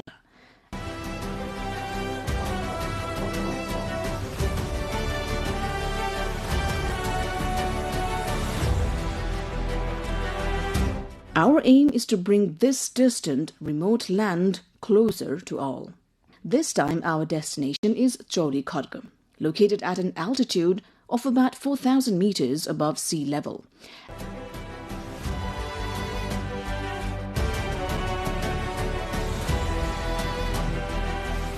Our trek begins at Bati Halune.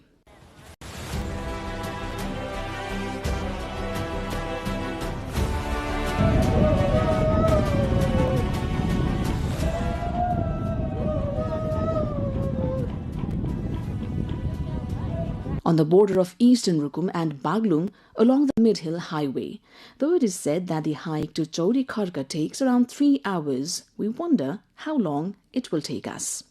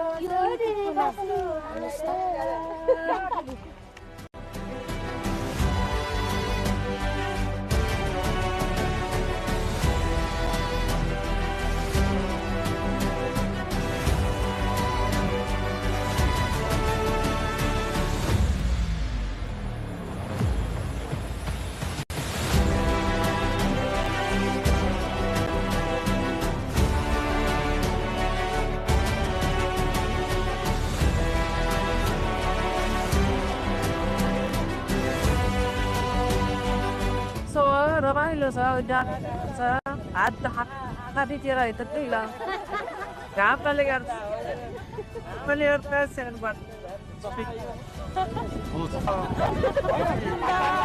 रमाइलो लाग्यो भन्ने चौन गर्दा भन्ने यस्तो रमाइलो ठाउँ रहेछ हेर्नु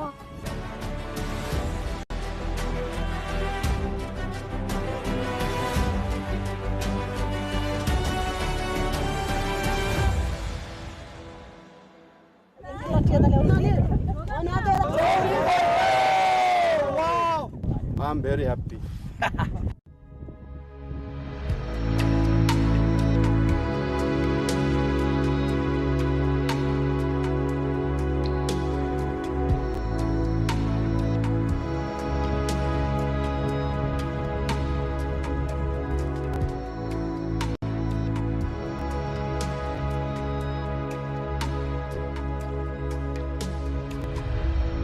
हिजो हामीले यस्तो मजाको सिन हेर्न पाइएन अहिले चाहिँ त्यही अब आज हजुर बिहान 5 बजे आएर ल्याएको हिजो बेलुका त पुरै कुहिरो दियो यहाँ त केही देखिँदैन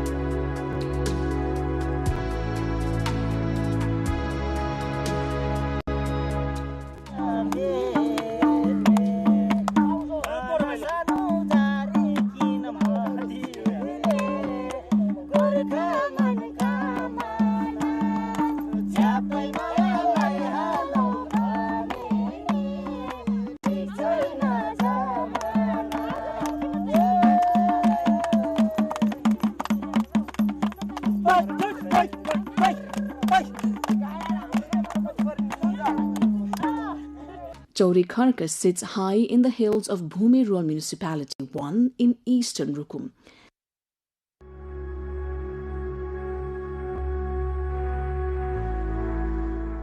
It is truly a rare gift of nature, beyond words to fully describe.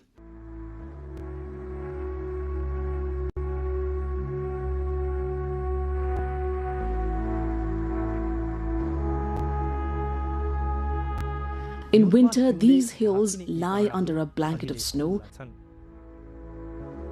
but now they open up in vibrant color. Green pastures, wide grazing lands, blossoming flowers, and herds of yaks, sheep, and horses make Chorikarka a destination of extraordinary delight.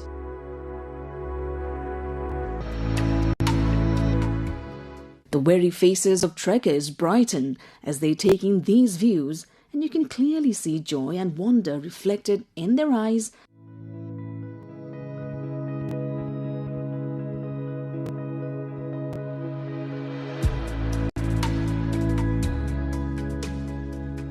Fatigue melts away into the beauty of nature. Eastern Rukum is blessed with a wealth of natural treasures, mountains, rivers, lakes, caves, and valuable herbs.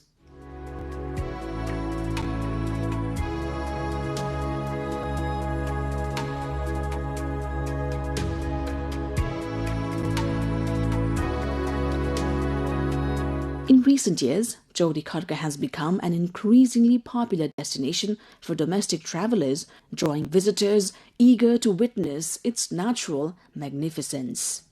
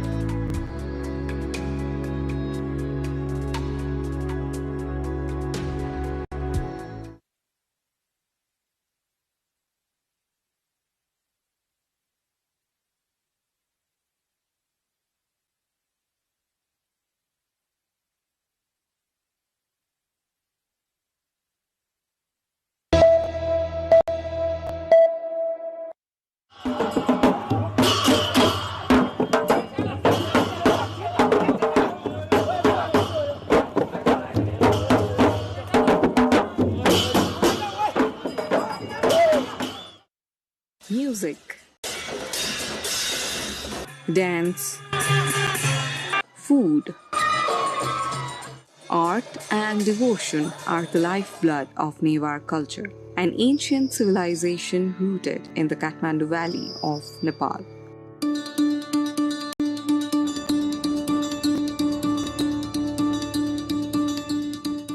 With lively festivals nearly every fortnight, the Newars celebrate life through a rich tapestry of traditions known as Jatra.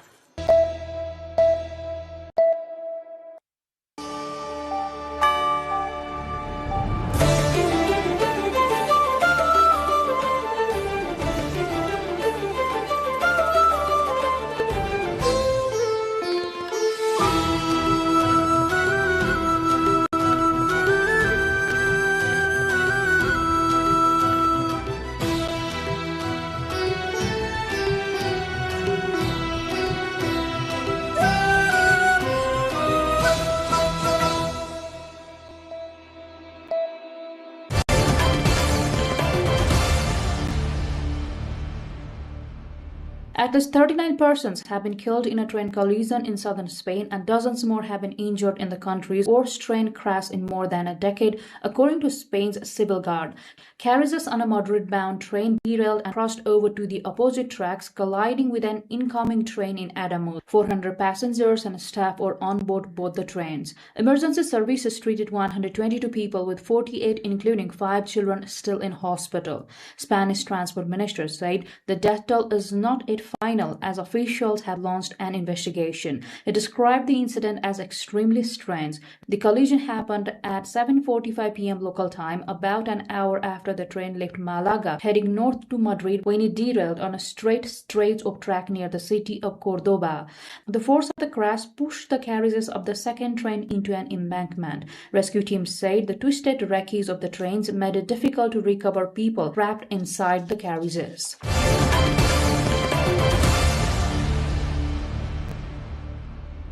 Chilean President Gabriel Boric has declared a state of catastrophe in 2 regions where deadly wildfires have killed at least 18 people. More than 50,000 people have also been evacuated in the Nuble and Biobío region, about 500 kilometers south of capital Santiago. Boric said the death toll is expected to rise. The most dangerous fire has swept through dry forest bordering the coastal city of Concepcion. About 250 homes have been destroyed, according to disaster officials. Chile has experienced a series series of devastating fires in recent years, worsened by a long-term drought. The fires have affected 20,000 hectares in the two regions so far, according to local media. The bulk of evacuations were carried out in the cities of Penghu and Lirkoin, which have a combined population of 60,000. Strong winds have fanned the flames amid summer temperatures, endangering communities and hampering firefighting efforts. Much of Chile is under heat alerts, with temperatures expected to reach 38 degrees Celsius between Santiago and Biobío in the next 2 days. 2 years ago, forest fires killed at least 120 people in the region near Santiago in Chile.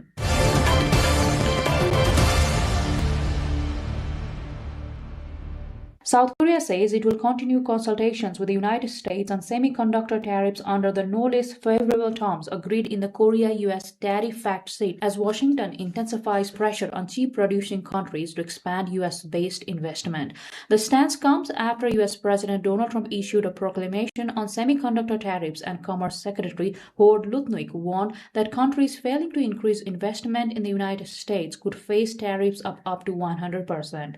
Seoul's response is being coordinated by the Ministry of Trade, Industry and Energy, with the presidential office also weighing in. Presidential Secretary for Public Relations Lee Kyu-yeon said the government will rely on the existing bilateral framework in talks with Washington. Trade Minister Yoo Han-gu said the immediate impact on Korean companies is limited, noting that memory chips exported by Korean manufacturers are currently excluded from the new measures. Despite the short-term relief, concerns remain that Taiwan Island's tariff benefits could increase U.S. pressure on Korean semiconductor companies to expand investment in the United States over the longer term.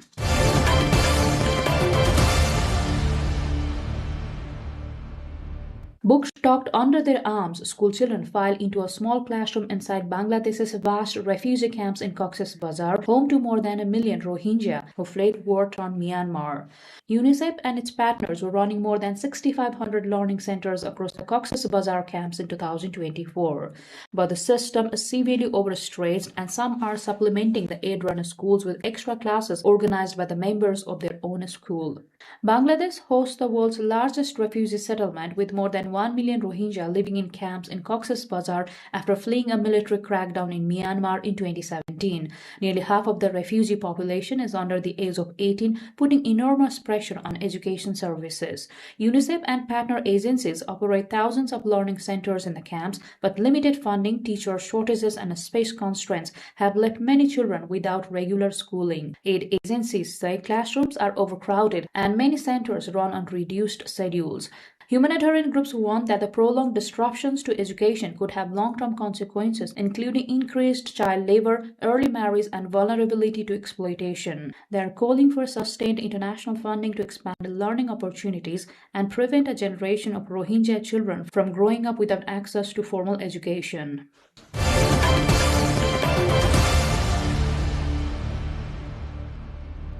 Crew members of the SOS Mediterranean's Ocean Viking ambulance ship rescued 44 migrants in the international waters of the Libyan coast and provided first aid.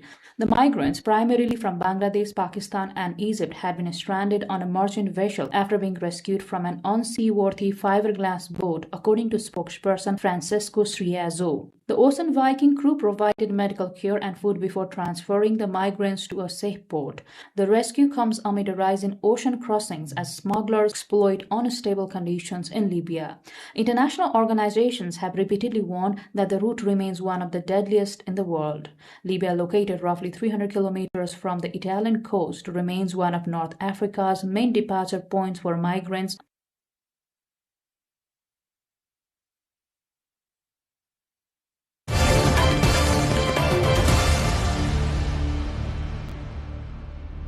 Artisans in the Chongsang village in China are voicing concerns over the future of the traditional Buddha carving craft as few young people enter the trade, raising fears that long-established workshops could be forced to close. For decades, craftsmen in the village have produced wooden Buddhas and shrine artifacts in warehouses where wood shavings, sawdust, and paint fumes fill the air as works are prepared for shipment to temples across the country. Chongsang village has become a popular destination for photographers seeking to document the carving process and the artisans at work. However, workshop owners say interest among younger generations is declining, threatening the continuity of the craft. Local artisans warn that without new apprentices, the village's studios may eventually shut their doors, putting a long-standing cultural tradition at risk. They say that traditional crafts across China face similar challenges as economic pressures and changing social expectations pull younger workers away from manual trades.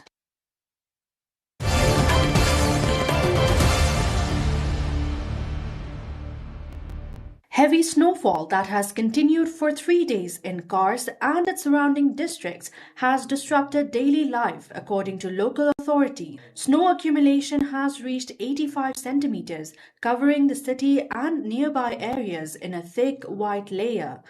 Residents have been clearing snow from homes, workplaces, and vehicles, while icicles have formed along building roofs.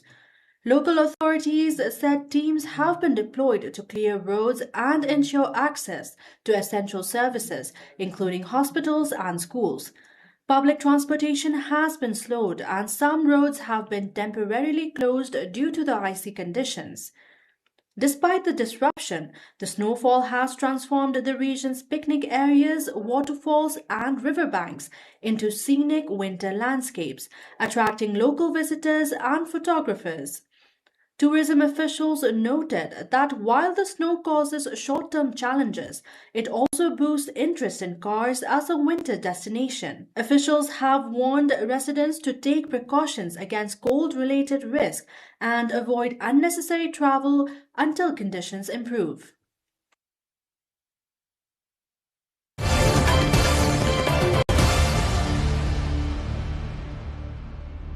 The Moc Chau Plateau in Vietnam is welcoming visitors as plum, peach, and mustard flowers begin to color the landscape, marking the start of its 2026 tourism year. The Moc Chau Promise of Blooming Season campaign highlights the area's growing appeal as a leading global nature-based destination. Authorities say they are focused on promoting tourism while preserving the area's cultural identity. They emphasized that alongside highlighting Moc Chau's development potential, local residents are encouraged to protect the authenticity of community-based tourism villages and prevent cultural distortions caused by inappropriate commercialization. Moc Chau has been recognized internationally, having been named as Asia's leading natural destination 4 times and the world's leading natural destination 3 times. Visitors have praised the area's floral diversity with many kinds of flowers like mustard flowers, plum blossoms, and especially cherry blossom, each with its own unique beauty aid. The Moc Chau Promise of the Blooming Season campaign, held for the first time this year, aims to consolidate Vietnam's new stature as a tourist area.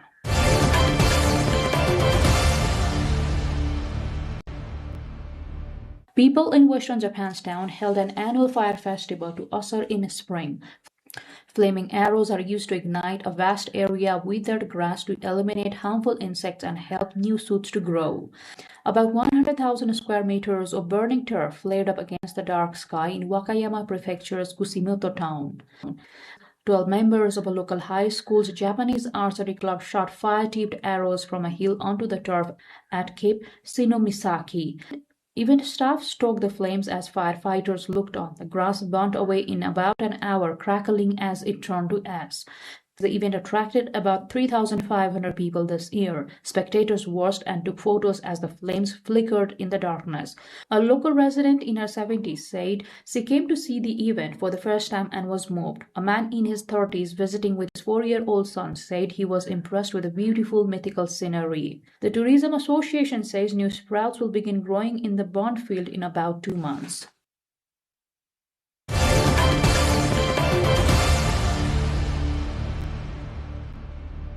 The Fuso Panda World in East China's Fujian province reopened after a major renovation, with 5 new giant pandas from Chengdu settling in comfortably. The 5 giant pandas from the Chengdu Research Base of Giant Panda Breeding made their first public appearance at the renovated park, serving as a bridge for scientific exchange and public education on giant panda conservation between the 2 cities. The Fuso Panda World is a public welfare institution dedicated to giant panda conservation, scientific research, and public education. It first introduced giant pandas in 1977 and is China's 3rd specialized giant panda research institution, following the China Conservation and Research Center for the Giant Panda and the Chengdu Research Base of Giant Panda Breeding.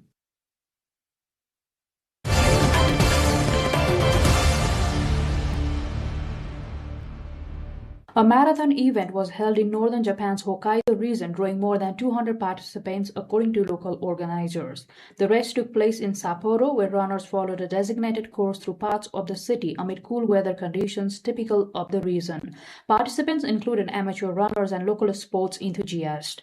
Organizers say the event aimed to promote physical fitness and community engagement while also encouraging interest in recreational sports in the area. Safety measures were put in place along the route with volunteers and medical staff stationed at key points. Local residents gathered along the course to support the runners, and traffic restrictions were implemented in some areas during the event. Authorities reported no major incidents during the marathon. Organizers described the event as a success and said similar races are planned in the future as part of efforts to promote sports tourism in Hokkaido.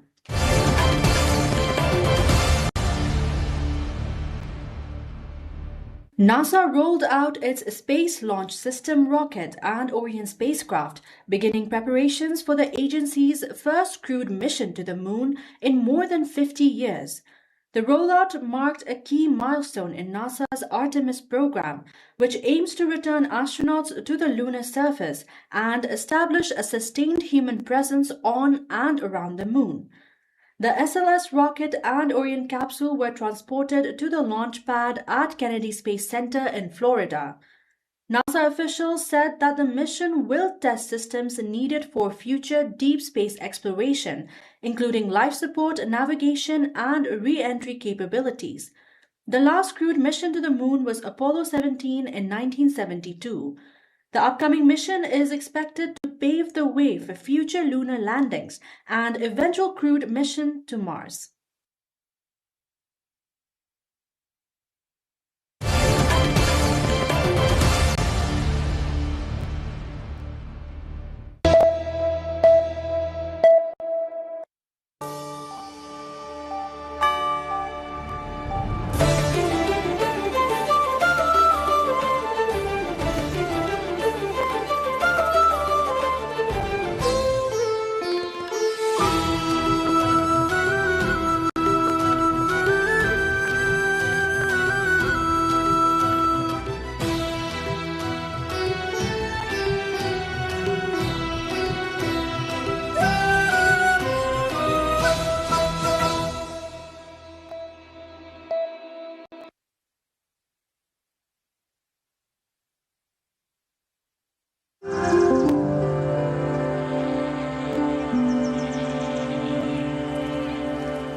Welcome to the Hinterlands. This weekly show whips together stories from the hinterlands of Nepal. Takes you beyond the cities and highways into the heart of Nepal's rural landscapes. It's a country alive with stories, laughter, ideas, and everyday magic. I am Rosina Rai, and we will be leading you into this journey every week. Welcome again. This episode of the Hinterlands takes us to Rasua in northern Nepal, where festivals are evolving beyond cultural celebrations into major tourist attractions.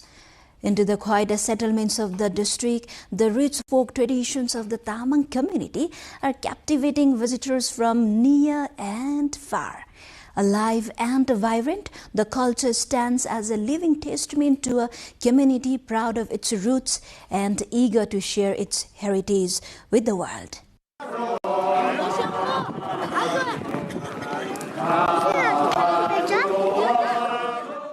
In the quiet settlement of the Tamang community in northern part of Nepal, Rasua, festivals are becoming more than just a cultural celebrations. They are drawing visitors from near and far, and travelers captivated by the unique traditions of the Tamang people. These festivals are windows into a rich heritage, inviting outsiders not just towards, but to immerse themselves in local life. Over recent years, this region has grown into a hub for tourists, both domestic and international, eager to witness the rituals and practices that define the Tamang way of life. खण्डमा homestay व्यवस्थापन सञ्चालकहरूलाई अवश्य फाइदा पुग्नेछ With this influx of visitors comes opportunity. Tourism brings income, employment, and a chance to share the community's stories to the world. Along the Tamang Heritage Trail, winter festivals like Zezu and Mola offer an intimate glimpses into traditions, where each dance, song, and ceremony tells a story passed down through generations. For the locals, these festivals do more than entertain. They strengthen social bonds, foster unity, and remind everyone of the value of cooperation. Through music, performance, and communal celebration, visitors gain a true sense of Tamang culture, while the community takes pride in its enduring heritage.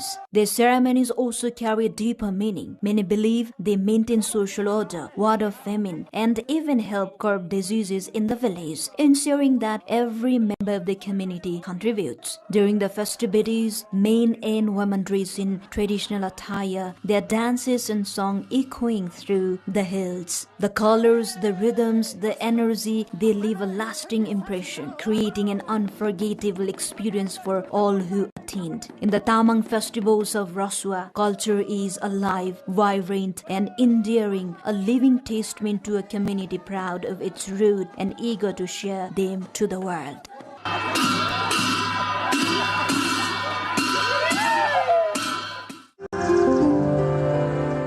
Now we take you to another part of Nepal where preparations for the Tharu New Year, known as the Magi Festival, were in full swing.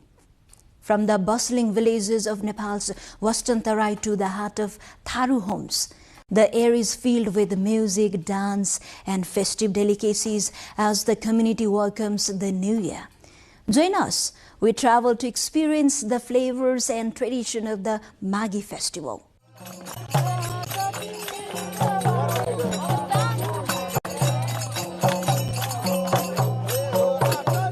In the villages of Western Nepal, the air is filled with excitement as the Tharu community prepares for Magi, known as their New Year. The festival marks the beginning of the Tharu Sambat 2649. From Baki, Kailali, Kanchanpur, Bardea and Dang, villages are alive with the sights and sounds of fairs, music and dance, signaling that the festive season has arrived. Courtyards are swept clean, new clothes are laid out, and ingredients for traditional dishes are carefully gathered. Dhikri, khongi, fish, pork, and homemade liquors are being prepared, filling homes with aromas of celebration. 15 days before the festival, the preparations already begin, reflecting the importance of the special time in the Tharu calendar. Villages echo with the rhythm of Maghota, Dammar, and Magar songs, while folk dances bring the streets and community centers to life. These affairs are more than entertainment, food, and festivities. They are a way for Tharu people to preserve and celebrate their unique culture, passing tradition from one generation to the next. यो तरिकाले हामी खेती गरेर यस्तो गर्छौं हामी हाम्रो ढकिया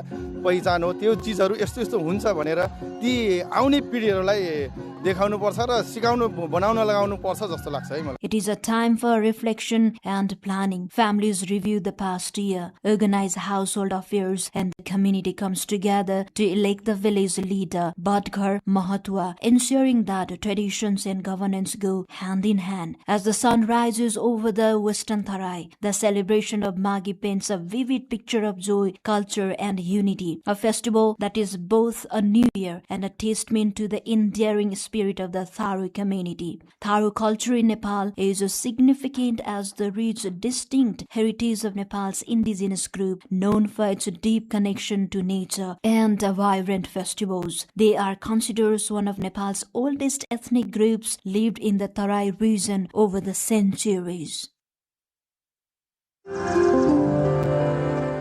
Nepal has long played a vital role in biodiversity conservation, making sustained efforts to protect its diverse species. In line with this commitment, the Satighat area of the Karnali River has been declared Nepal's first ever fish sanctuary, marking a significant step toward the protection of aquatic biodiversity.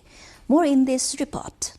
In a landmark step toward aquatic biodiversity conservation in Nepal, the Satighat area of the Karnali River has been declared the country's first ever fish sanctuary. The Karnali River, which forms the natural boundary between Bardia and Kailali districts in western Nepal, is considered one of the most important river systems for freshwater biodiversity in the country. The Karnali River is home to around 197 recorded fish species and provides a vital habitat for the breeding of indigenous and endangered aquatic species, making it a nationally significant conservation area. It also provides critical habitat for nationally protected aquatic species such as the gangetic dolphin, otter, and the gharial crocodiles. The fish sanctuary covers an area of approximately 4 square kilometers around the Satighat bridge and was jointly declared by Rajapur Municipality of Bardia and Tikapur Municipality of Kailali. In recent years, Nepal's river ecosystems have faced increasing pressure due to riverbed excavation, the use of large and illegal fishing nets, and destructive fishing practices involving use of poison and electric current. The country has developed policies like the National Fisheries Development Policy 2022 aligning with biodiversity conservation. Nepal also holds a significant position in biodiversity, consistently ranking around 49th in the world for overall species richness. Despite these activities, continuous decline in fish population and other species has been on decline in the Karnali River. The decline has also threatened the traditional livelihoods of indigenous communities such as the Sonaha and Raji. By restricting indiscriminate fishing and other harmful activities, the sanctuary is expected to contribute significantly to the conservation of Nepal's freshwater ecosystems.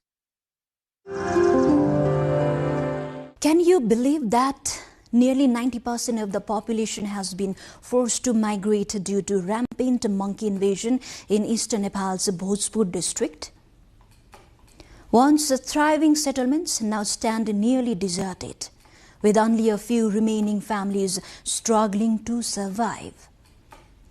This is the story of a silent crisis unfolding under the growing threats of monkeys.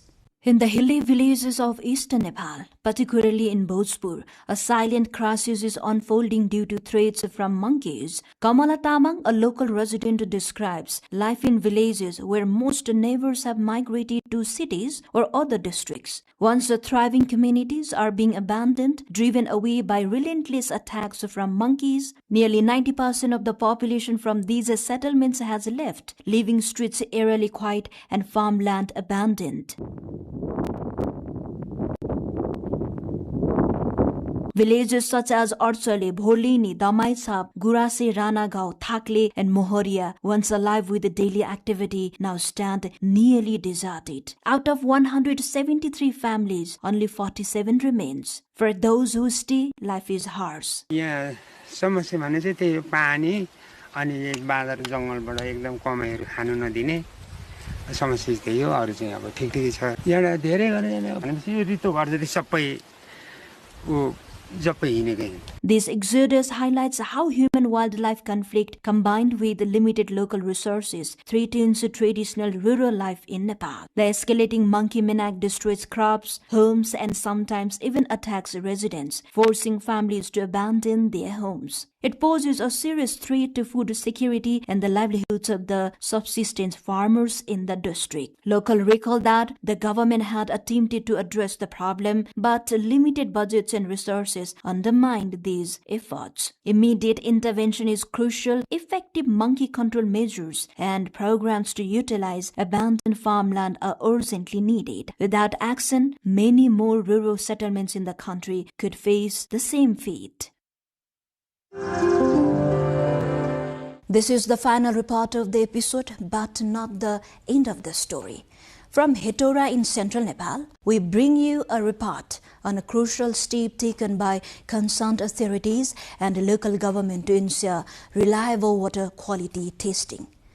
A state-of-the-art water testing laboratory now highlights Nepal's efforts to provide safe and quality drinking water, a move expected to strengthening public health protection by ensuring water meets national quality standards.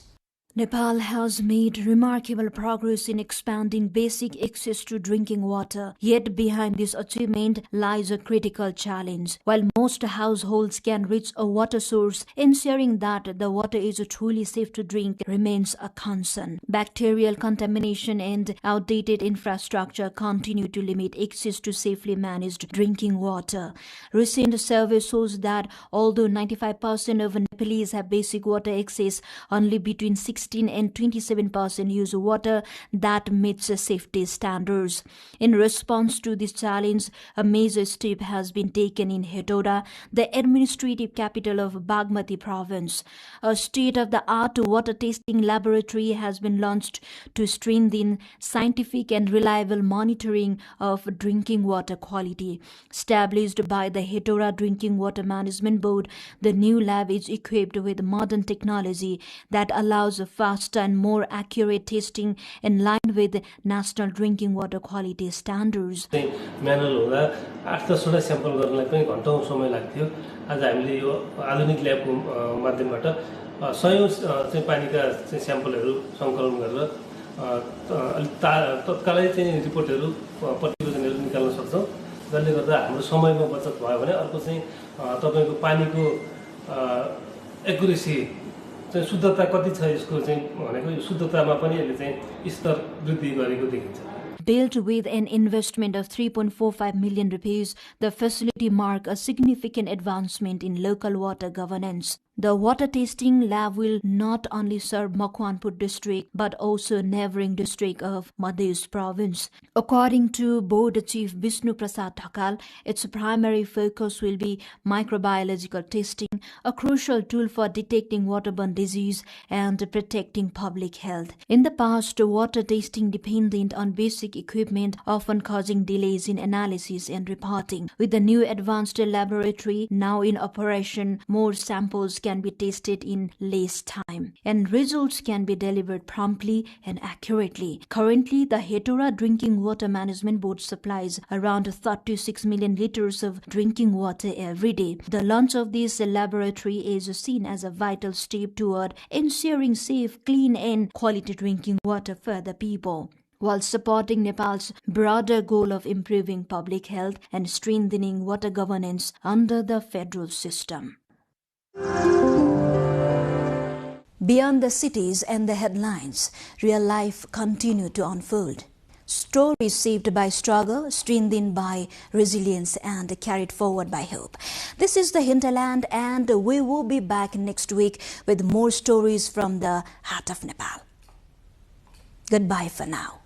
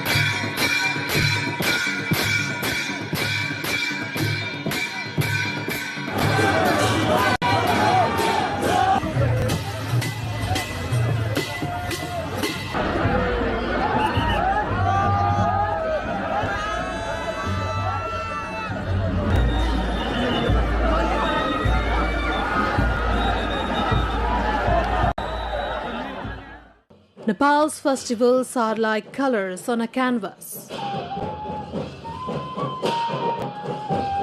Communities celebrate occasions that are as diverse as the country itself. These festivals hold deep personal meaning for individuals, going far beyond mere celebration.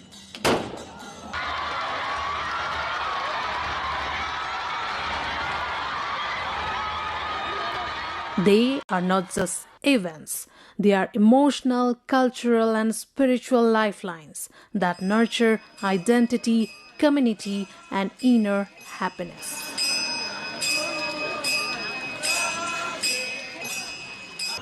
For Nepalis, every festival, whether it honors gods, ancestors, nature, or the cycle of seasons, is ultimately a celebration of life itself.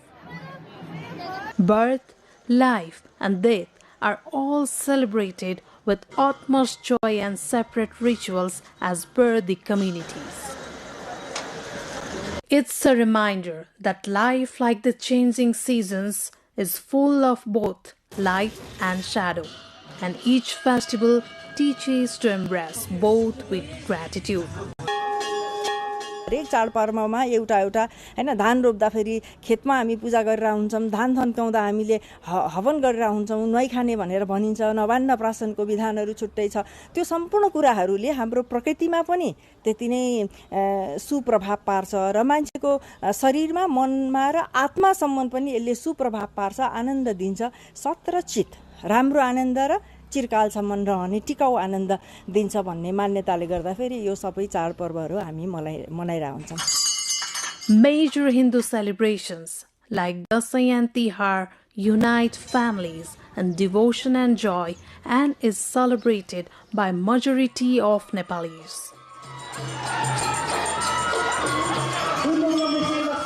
While Buddha Jayanti, Loshar, Sakela Udhauli, Shakela Ubhauli, Maghi Shankranti or Maghi showcase the spiritual and cultural vibrancy of Buddhist, Kirat and indigenous communities.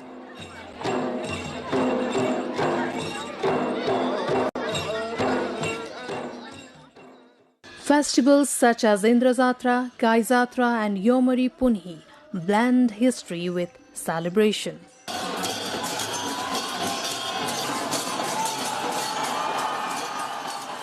For women, Tees and Rishi Panchami serve as expressions of faith and sisterhood.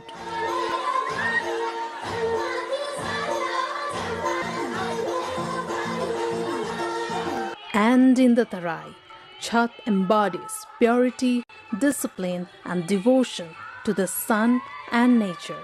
भौगोलिक हिसाबले सानो भइकन फेरि कस्तो भने जात जातिको हिसाबले पनि थुप्रै ट्राइबहरू भएको यो सबै एउटै जातिको मात्रै छैन तर हामीका धार्मिक सहिष्णुता छ रिलिजियस टलरेन्स भन्छौं त्यो विश्वलाई हामीले दिएको एउटा उदाहरण हो हामीका हिन्दूहरुको चाडपर्व पनि बौद्धहरुले पनि मनाउँछन् इस्लामहरुले पनि मनाइराखेका हुन्छन् नितान्त हिन्दूहरुको जस्तो लक्ष्मी पूजाको कुरा गर्यो दशैंकी कुरा गर्यो यहाँ राष्ट्र प्रमुखहरु भएको बेलामा हिन्दूहरु बाहेक अन्य धर्मावलम्बीहरु पनि टीका थाप्नलाई हामीका आशीर्वाद लिने चलन छ त्यो लिनलाई गइराखेका हुन्छन्. Festivals here reflect its rich cultural diversity and deep sense of community.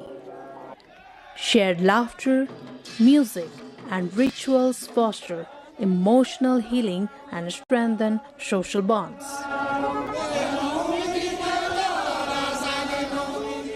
Experts say gatherings and celebrations nurture positivity, hope and meaning. यो त एकदमै ठुलो कस्तो कुरा रहेछ भने यो रिचार्ज गर्ने भन्छ नि हामी गरिरहेको परम्पराबाट गरिरहेको यस्ता कार्यहरू गर्दा चाहिँ हामीमा के हुन्छ त स्वतस्फूर्त रूपमा हामी चाहिँ नि एकदम फेरि अब हामीलाई एउटा भित्रबाट पनि शान्ति मिल्छ सुख मिल्छ त्यसकारण यो चाहिँ आवश्यकै चीज हो.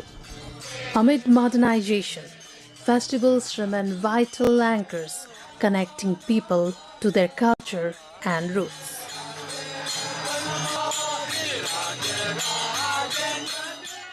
The togetherness of families, the glow of butter lamps in monasteries during Loshar, and the rhythm of dhime drums in Nevari processions all tell the same story.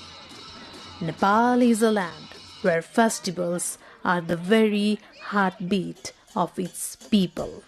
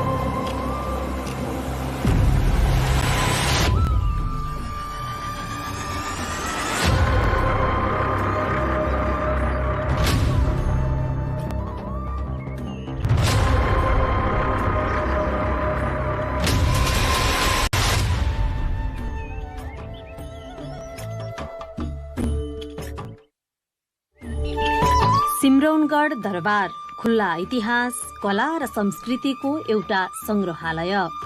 इतिहास, सभ्यता र कलाको रहस्य बोकेको सहर सिम्रौनगढ। एउटा छुट्टै इतिहास रच्न सफल सहर सिम्रौनगढ।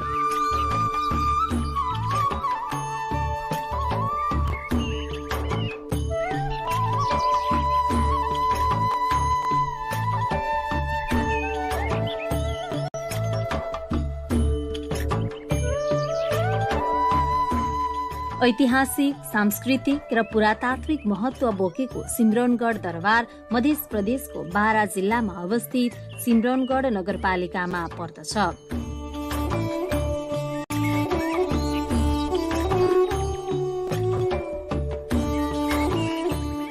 बारा जिल्लाको सदरमुकाम कलैयाबाट 20 किलोमिटर दक्षिण पूर्वमा रहेको सिम्रौनगढ नगरपालिकाको कार्यालयबाट करिब 500 मिटर दक्षिण पश्चिम गएपछि सिम्रौनगढ दरबार पुग्न सकिन्छ। सिम्रौनगढको सम्बन्ध सिमलको वंशसँग रहेको तथ्य नेपालमा प्राप्त सबभन्दा पुरानो वंशावली गोपालर वंशावलीले प्रस्ट्याएको छ। सो वंशावलीमा यस स्थललाई सिमरावनगढ भनी उल्लेख छ, जसको अर्थ हुन्छ सिमलको वनमा रहेको किल्ला। सिमलको वन रहेको यो क्षेत्र सिमरावनगढबाट अपभ्रंश हुँदै सिम्रौनगढ भएको मान्यता छ।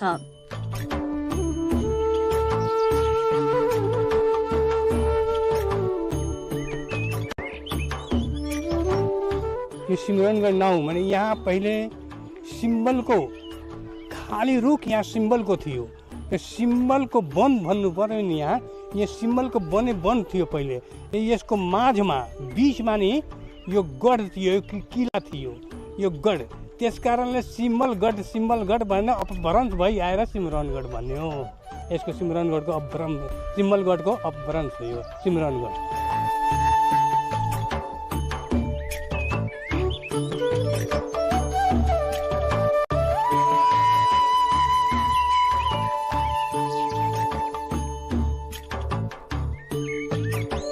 कुनै समय एक सुरक्षित र सम्पन्न राजधानी रहेको सिम्रौनगढ दरबारलाई बलिया अग्ला चक्रव्यूह आकारका पर्खालले घेरिएको थियो।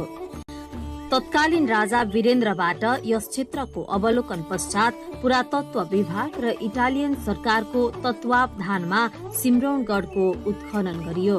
उत्खननका क्रममा कर्णाटकालका पुरातात्विक, धार्मिक, सांस्कृतिक अवशेषहरू फेला पर्यो।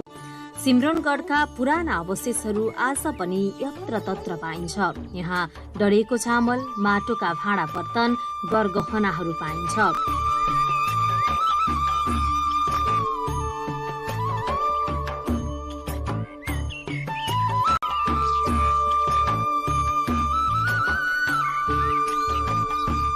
यहाँको धार्मिक इतिहास र पुरातत्व विभागको त सबै संरचना छँदैछ। यो मन्दिर छ, पुरानो मूर्ति छ, दहीको चावल पाइन्छ, कङ्गन कालीको स्थान छ, तलेजु भवानीको अहिले शिलाको बाकस राखेका छ, त्यो पनि छँदैछ। चारैतिर सुन बिखरेको पनि पाइन्छ। यो सबै पाउँदाखेरि त पुरातत्व भएन।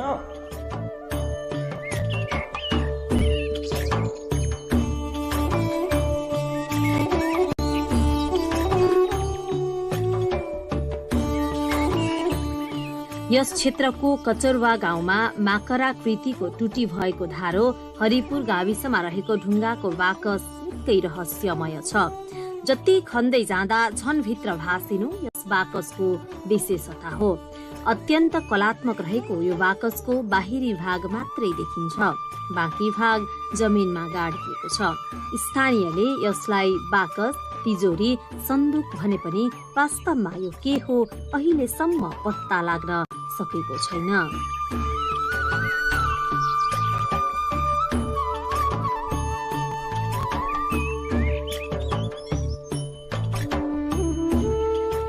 वो जमाना के शिवाजी महाराज के दरबार के तिजोरी है, पत्थर हो, राज उल्टन हो गए, पत्थर हो गए, ताला कुंडी सब बंद बा, में ताला बात कुंडी बा सब सहित बा।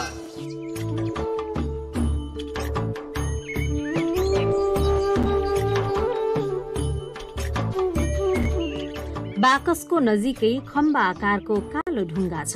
खम्बा सामान्य देखिए पनि 10-15 जना मिलेर पनि यसलाई टसमस समेत गर्न सक्दैनन्। ढुङ्गाको खम्बा झन रहस्यमय छ। स्थानीयका अनुसार यस खम्बालाई बाहिर निकाल्न खोज्दा यो झन जमिनमा भासिने गर्दछ। यो क्षेत्रमा बाढी आए पनि यो खम्बा डुब्दैन। यस प्रकार सिमरनगढ क्षेत्र पुरातात्विक दृष्टिकोणले समेत महत्त्वपूर्ण छ।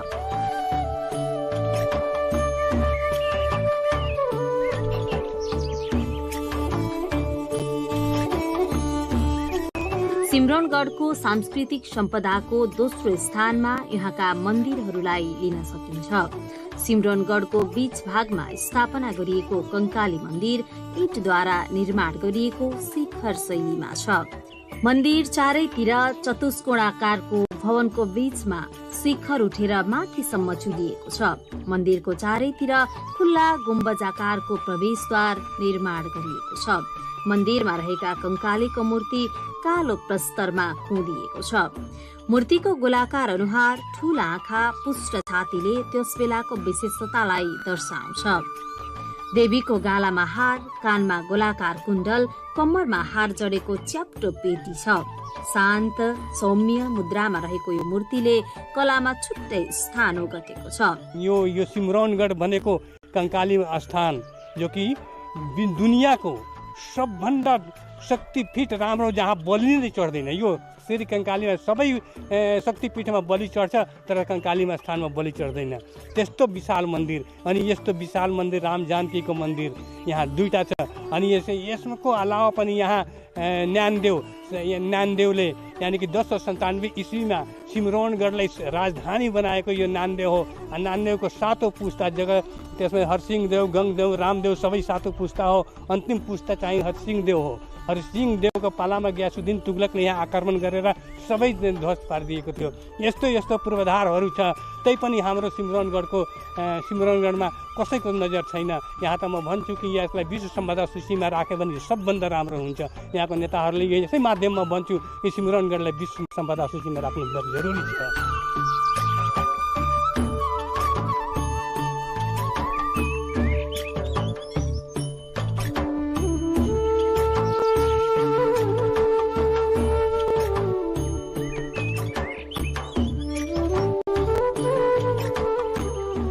यहाँ रामनवमीको दिन ठूलो मेला लाग्ने गर्दछ। सामान्य रूपमा भक्तजनहरू आउने क्रम दिनहुँ नै रहन्छ। अहिले पनि यो क्षेत्रमा कंकाली माताको ठूलो महिमा छ भनिन्छ। त्यसै गरी चिताएको फल देवीले पूरा गर्छिन् भन्ने जनविश्वास समेत रहेको छ।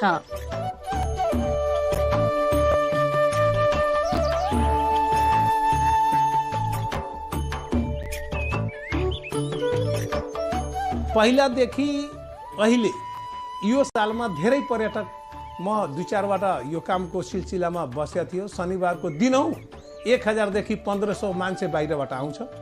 अब त्यसको लागि पनि हामी व्यवस्थापन गरिराखेका छौँ। त्यहाँ एउटा पूजा अर्चना गर्नको लागि बेलुका बिहानै आरती, जस्तै हरिद्वारमा तपाईँ गयो सक्नुहोला भने हेर्नु होला, बिहानै र बेलुका गङ्गाको आरती हुन्छ। त्यहाँ पनि कंकाली मन्दिरमा हामी आरतीको एउटा छिटै व्यवस्था गर्छौँ। अहिले त 2टा बोट पनि राखेका छौँ।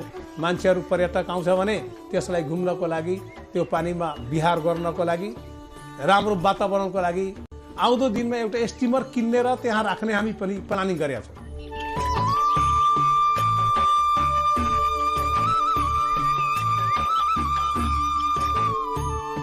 कंकाली मन्दिर प्राङ्गणमा विभिन्न देवी देवताका अन्य मन्दिरहरू पनि रहेका छन्।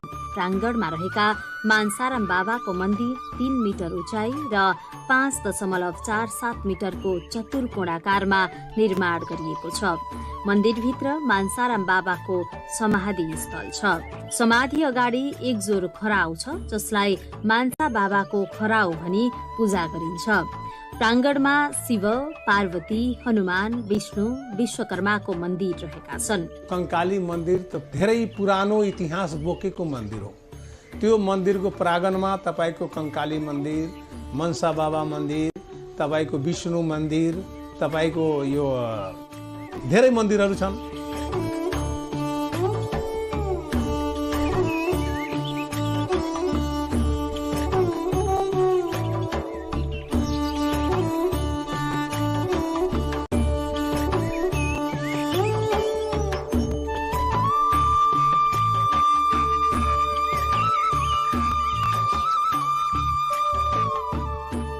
कंकाली मन्दिरदेखि करिब 1.5 माइलको पश्चिम दूरीमा रहेको छ रानीवास, जहाँ राम जानकीको मन्दिर छ। जङ्गबहादुर राणाका छोरा जीतजङले विक्रम सम्मत 1935 मा आमा हिरण्य कुमारी सती जाने बेलामा व्यक्त गरेको इच्छा बमोजिम यो मन्दिरको निर्माण भएको थियो, जुन यहाँको घण्टामा समेत उल्लेख छ। मूल मन्दिर भने 3 तहको पेटी माथि बनेको छ। मन्दिरभित्र राम, सीता र लक्ष्मणका धातुका प्रतिमाहरू प्रतिष्ठापित छन्। अगाडि जङ्गबहादुर, हिरण्य कुमारी लगायत परिवारका सदस्यहरूको प्रतिमा रहेका छन्।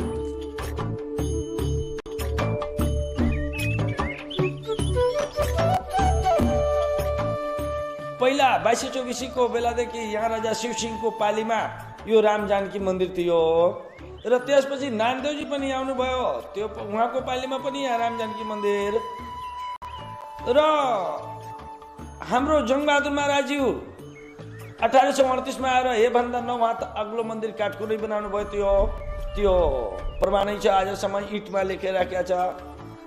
र त्यसपछि 1935 मा हाम्रो जङ्गबहादुरको कान्छो छोरो जितजङ भनेर उहाँले नै बनाउनु भएको छ। उहाँको शिला यो जङ्गबहादुर महाराजको, उहाँको पत्नी, 2टा छोरी र एउटा कान्छो छोरो।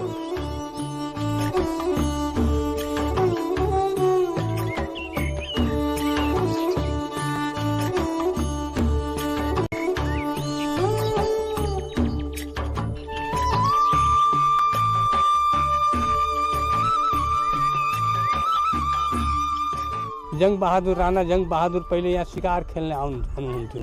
और शिकार खेल्दा खेल्दै यहाँ एउटा बासको रूपमा चाहिँ शिकार खेल्ने, यहाँ बास बस्ने, अनि फेरि जाने, फेरि इसमें बास बस्ने, शिकार खेल्ने। अब यहाँबाट जाँदाखेरि पत्रहट्टामा उहाँको मृत्यु भयो जङ्गबहादुरको। अनि छोरो थियो जगतजङ। अब त्यसको बुवाको नाउँमा पनि यो मन्दिर निर्माण गरिदियो।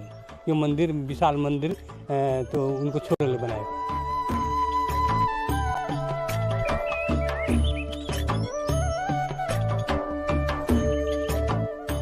मन्दिरको प्राङ्गण वरिपरि 2 तल्लामा चतुष्कोणाकारका धर्मशाला बनेका छन्। मन्दिर निर्माणमा त्यहाँका भग्नावशेषहरू प्रयोग भएको छ।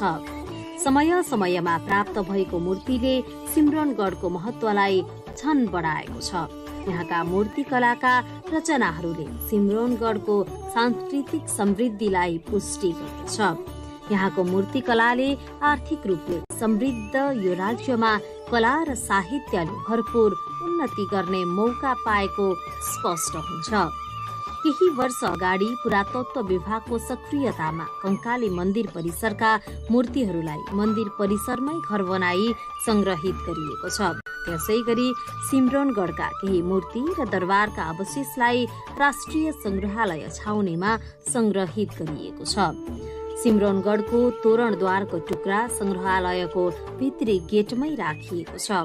यस क्षेत्रमा अनेकन पोखरी र इनारहरू रहेका छन्, जसमध्ये इसरा, झरौखरा, राजाबादा, मनहरवा, आमवा, हथाइया प्रमुख छन्। इसारा पोखरी कंकाली मन्दिरको अगाडि छ। यो पोखरीको नाम राजा शिवसिंहकी रानी इसाराको नामबाट राखिएको छ।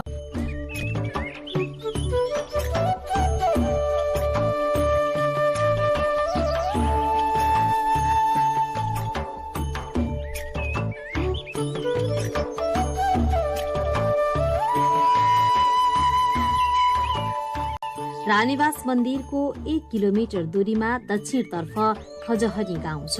कर्नाट वंशी राजाहरूले खजाना राख्ने ठाउँ भएकाले यस ठाउँको नाम खजहनी भएको जनविश्वास छ। सो ठाउँमा अहिले पनि खेत, कुलो, माछा पोखरी खन्ने क्रममा पुरातात्विक वस्तु तथा मूर्ति भेट्न सकिन्छ।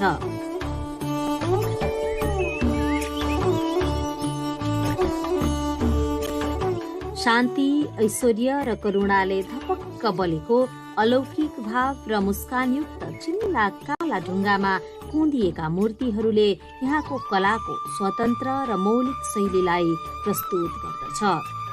मूर्तिमा पाइने आवरण र आभूषणले त छन् भक्ति रस र सौन्दर्य रस प्रदान गराउन सफल छ। मूर्तिहरूमा भाव अभिव्यक्तिको जुन मार्मिकता प्रदर्शित छ त्यसको जति प्रशंसा गरे पनि पूर्ण हुँदैन।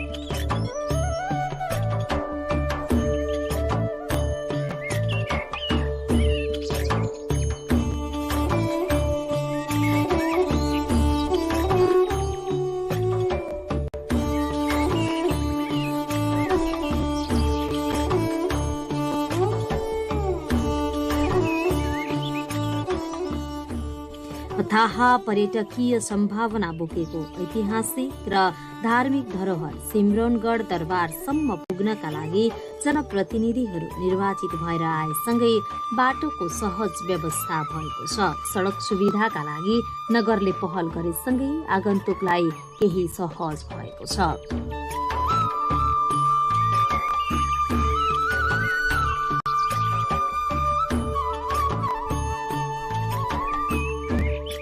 मन्दिरको फुटपाथ निर्माण गरिरहेका छौँ। मन्दिरको फुटपाथ निर्माणमा तपाईको ब्लक लगाएर त्यो सौन्दर्यीकरण मन्दिरको भविष्य बाहिरबाट जुन पर्यटक आउँछ त्यो राम्रो कसरी हेर्न सकिन्छ, त्यसको आउने जाने केही कठिनाइ हुँदैन। त्यहाँ बस्नको लागि आउने जाने हेर्नको लागि त्यो कंकाली मन्दिरमा गरिरहेका छ।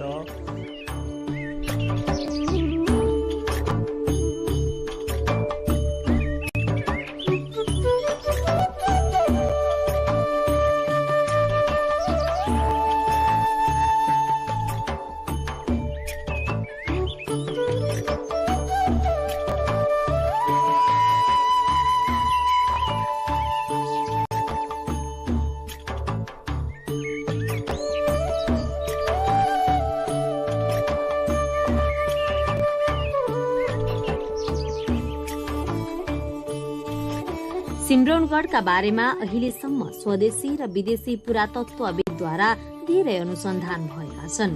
यी अनुसन्धानहरूले सिम्रौनगढ कुनै बेला दक्षिण एसियाका समुन्नत राज्यहरू मध्येको एक राज्य तिरहुतको राजधानी रहेको प्रमाणित भइसकेको छ। तर उत्खनन हुन बाँकी नै रहेकाले तत्कालीन राजधानी सिम्रौनगढका राजाहरूले राखेका आधिकारिक अभिलेख फेला पर्न सकेका छैनन्।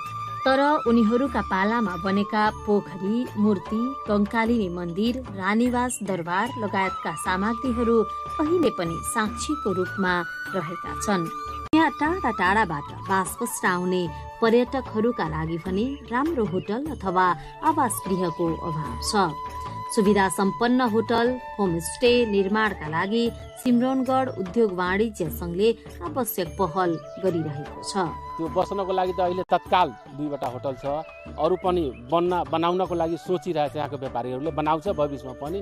अनि यहाँ एउटा के छ हजुर कि हाम्रो सिम्रौनगढमा भारतबाट मेन आउने चाहिँ भारतबाट नै हो बढी पर्यटक। त्यसको लागि पहिला यहाँ छुट्टी भन्सार थिएन। भर्खर हामी यो 1 महिना जति पहिला सञ्चालन गराएछौँ। तर सरकारसँग पनि पहल गरेका छौँ कि कम्तीमा यहाँ मूल भन्सार होस्। मूल भन्सार भइदिएको भए गाडीको आवत जावत अनि चाहिँ इन्ट्री गरेर होस् या भन्सार गरेर होस्, त्यो हिसाबले पनि यहाँ आउँछ। सरकारले पनि राजस्व उठ्छ त्यसबाट। अनि देशको आम्दानी पुँजी हुन्छ, हाम्रो सिम्रौनगढको पनि विकास हुन्छ, अनि पर्यटकहरू पनि बढी यहाँ आवत जावत गर्छ।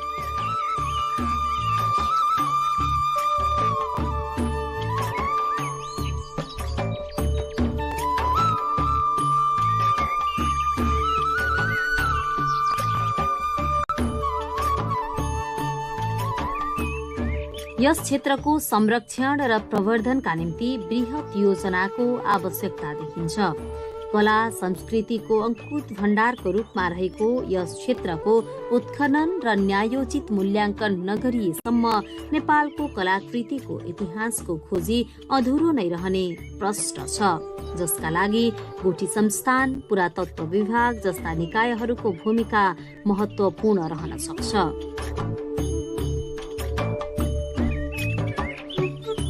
सिम्रौनगढ उद्योग वाणिज्य संघबाट पनि यसमा देशमा अनि पर्यटक मन्त्रालयमा पनि हामी पठाएछौँ कि यहाँ जसरी भए पनि यहाँको पहिला हाम्रो सिम्रौनगढमा सबै सम्पदा छँदैछ, तर तिनीहरू लोप हुँदैछ।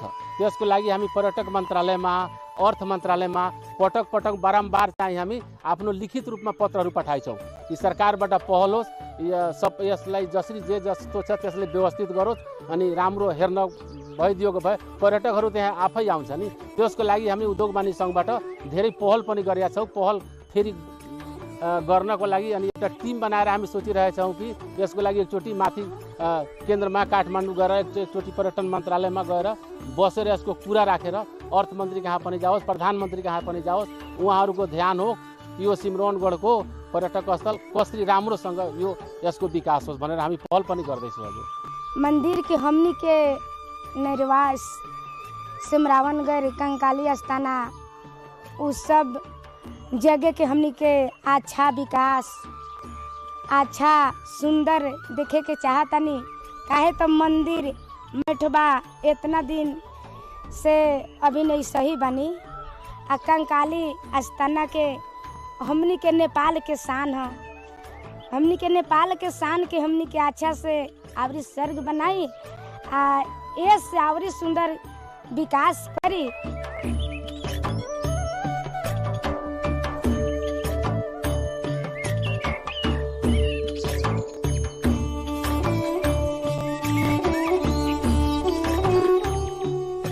ऐतिहासिक, सांस्कृतिक र पुरातात्विक महत्व बोकेको सिम्रौनगढको संरक्षण र प्रवर्धन पक्ष केही कमजोर भने अवश्य छ। तर समग्र मिथिलाको कला संस्कृतिको परिचय दिन सफल यहाँका पुरातात्विक सम्पदाहरू संरक्षणका लागि मध्य प्रदेश सरकारले रकम नै विनियोजन गरेर काम सुरु गरेको छ। बृहत गाउँ पर्यटनको सम्भावना बोकेको यस क्षेत्रको बहुमूल्य वस्तुलाई साँच्चै मूल्यवान बनाउन प्रदेश सरकार लागि परेको छ। मर्मत सम्हारको अभावमा मन्दिर जीर्ण बन्दै गइरहेका बेला प्रदेश सरकारले गरेको यो पहल र प्रयास साँच्चै प्रशंसनीय छ। मानव अतीतलाई छातीमा समेटेर ऐतिहासिक धरोहरलाई सुरक्षित राख्न सफल सिम्रौनगढ दरबार घुमौं, Madhesh चिनाऊ।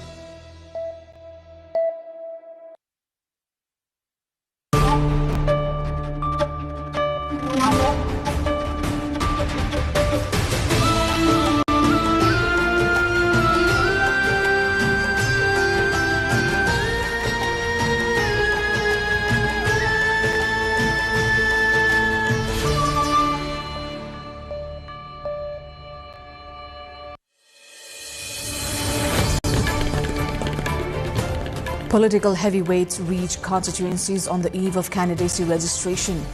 Resignation spree in the centre, including 2 ministers. Medical entrepreneur Prasai arrested in Pokhara. Election Commission charges the attention seeker of digital disinformation. Tamang community rejoices in Sonam Losar. Tulikhel in Kathmandu turns into celebration ground with 1,000 in attendance. Spain's Prime Minister vows to uncover the cause of a high-speed train crash that killed at least 39. 3 days of mourning announced. Japanese Prime Minister Sanae Takaichi to dissolve parliament on Friday, paving way for an election next month. And Senegal wins the Africa Cup of Nations in dramatic fashion. Pape Gaye scores in extra time to beat host Morocco 1-0.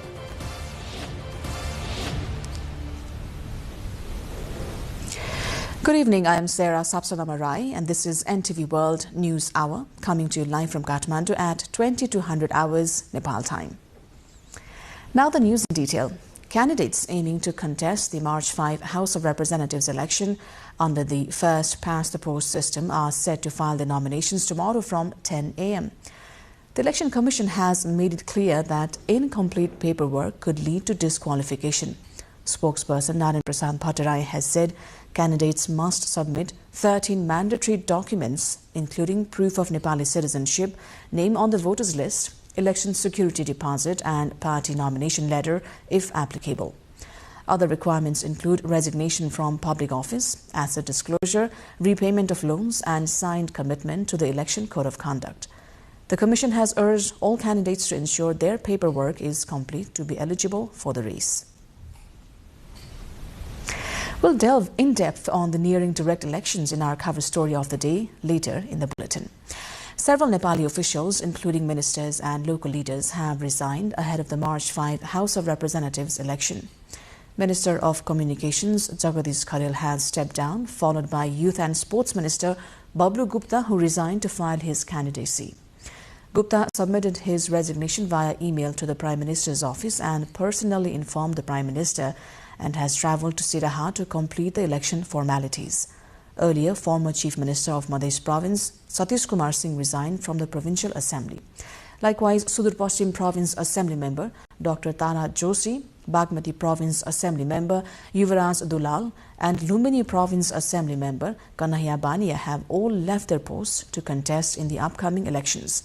Kathmandu Metropolitan City Mayor Balendra Shah and Dharan Sub-Metropolitan City Mayor Harka Sampang also resigned on Sunday ahead of candidacy filing under the first past-the-post system. The Election Commission is scheduled to begin candidacy filing tomorrow.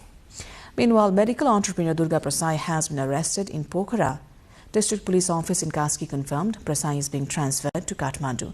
The arrest follows a request by Nepal's Election Commission, which directed the Police Cyber Bureau to take action against him. Earlier, he posted a video alleging that a faction of Nepali Congress had paid 520 million rupees to the Commission to gain recognition in the party's special convention. It has been stated that Prasai is being investigated in Kathmandu, where the case has been registered. The indigenous Tamang community is celebrating Sonam Losar, the new year, according to Manjushri calendar, marking the start of the 2862nd year and the transition from the snake year to horse year. Observed across Nepal with special prominence in Bagmati province, the festival is celebrated by several communities, and the government has declared a nationwide public holiday for the occasion.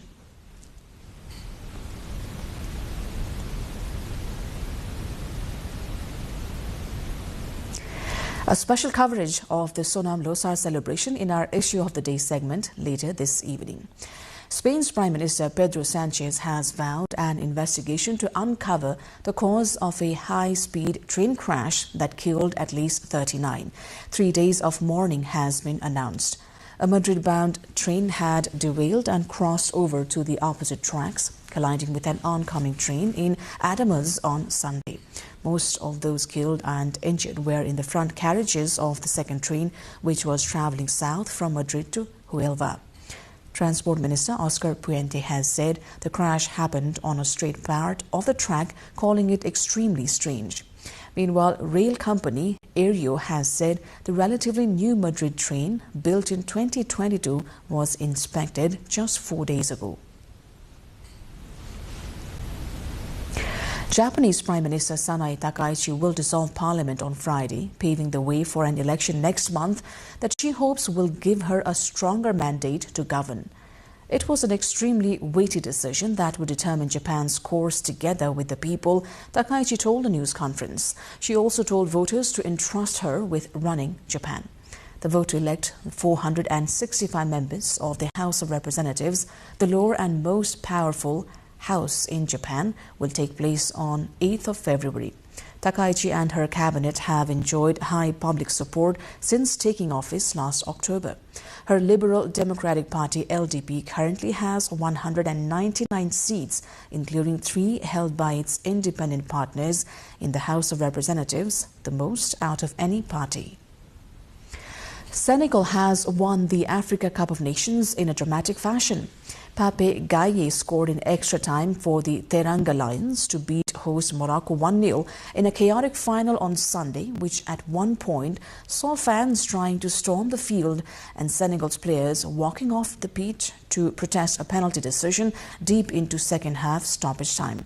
The play resumed after a stoppage of 14 minutes, only for Senegal's Edouard Mendy to easily save Brahim Diaz's attempt at a Panenka penalty when he lobbed the ball straight into the goalkeeper's arms with the last kick of normal time. Gaye then scored the winning goal in the 4th minute of extra time when he swept the ball into the top right corner with his left boot. The 69,500 capacity Prince Moulay Abdallah Stadium emptied quickly after the final whistle. Few were left to see the Senegalese players lift the trophy. Senegal had earlier won the 2021 edition after a penalty shootout against Egypt. As the March 5 House of Representatives election of Nepal draws closer, candidates prepare to file nominations amid strict documentation rules. The latest on the paperwork race and a look on political heavyweights on the move for the polls in our cover story after this break.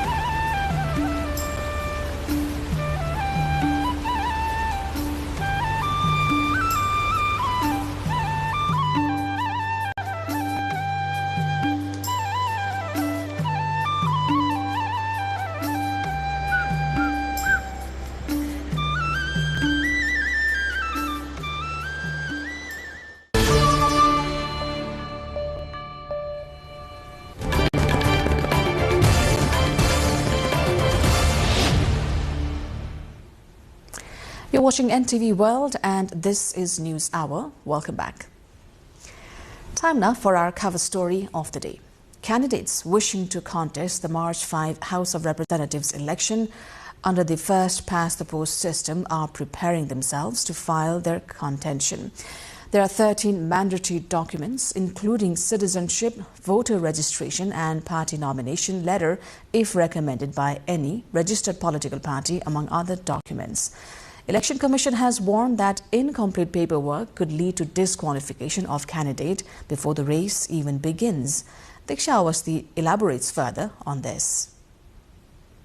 Do you know, even if you are a Nepali citizen, missing a name in the voter list could shut the door on your dream of contesting in the upcoming elections. The Election Commission has asked candidates to appear with the required documents for filing nominations tomorrow, January 20, for the House of Representatives election scheduled for March 5. According to the spokesperson Narayan Prasad Bhattarai, candidates must submit a total of 13 types of documents when filing their nomination. The key documents include: one is citizenship card, next one is a voter ID card, a certification of the registration in the final voter list, election security deposit, there is 10,000 rupees voucher as election security deposit. There should be a commitment letter that the candidate is obeying all type of legal provisions. If he or she is from any political party, there should be nomination letter from concerned political party. The remaining required documents are proof of resignation from government or public post, power of attorney if nomination is submitted by a representative, one proposer and one seconder from the voter list, self-declaration form as per election directive, sealed property disclosure of movable and immovable assets, personal details form, proof of repayment of public loans or advances, proof of clearance of audit-related dues. Candidates must ensure that all documents are complete to be eligible for nomination. Diksha Awasthi with camera person Rashila Shrestha reporting for NTV World. Nomination under the first-past-the-post system for March 5 House of Representatives election in Nepal is set for tomorrow. As the clock ticks 10 a.m., the process begins, though the writ petition filed by Dewa faction of Nepali Congress awaits hearing at the Supreme Court the same day. Bijeta Bhandari follows the political heavyweights, some of whom have already reached their constituencies. As Nepal's election calendar moves into a crucial phase, political heavyweights have reached their constituencies on the eve of the nomination process under the first-past-the-post system. With candidacy registration scheduled for January 20, political activities have intensified across the country as heavyweight leaders make symbolic and strategic appearances on their home ground. In Gorkha, former Prime Minister Dr. Baburam Bhattarai announced his decision to contest from constituency number 2 from the Progressive Democratic Party. Meanwhile, senior leaders of the Rashtriya Swatantra Party are in Janakpur Dham. Speculations are rife on the possible constituency of Palendra Saha, but signs are that the former Kathmandu mayor will contest from Madhya province from the RSP. Party chair Ravi Lamichhane is likely to reach Chitwan for Tuesday's nomination, where former mayor Renu Tahal has already resigned to contest the election from the Nepali Communist Party. Another constituency under spotlight is in Jhapa 5, where CPN-UML chair KP Sharma Oli arrived this afternoon. At the same time, CPN chairperson Pushpa Kamal Tahal has arrived in Rukum East to file his nomination from yet another constituency. As senior leaders head back to the constituencies, the nomination process under the FPTP system marks the formal beginning of what is expected to be a closely watched and high-stakes election season. The Election Commission last week recognized Gagan Thapa-led Nepali Congress as the legitimate party against former party president Sher Bahadur Dewa's claims. This raised concerns regarding the nearing House of Representatives polls. The Commission's spokesperson Narayan Prasad Bhattarai, speaking to NTV World, has clarified the party's split will not affect the election schedule unless the Supreme Court issues any such order. Till now, there is not any court decision. Election process will continue. So we are preparing for the nomination tomorrow. The Election Code of Conduct has come into effect from midnight last night. This applies to the upcoming House of Representatives election scheduled for March 5. The code is being enforced to ensure a free, fair, transparent, economical and fear-free election environment. The Commission has also warned anyone violating the code will face strict action under the Election Commission Act. Meanwhile, the Commission has urged everyone to participate in the election process based on the schedule, assuring that the elections will be conducted in a safe and fear-free environment.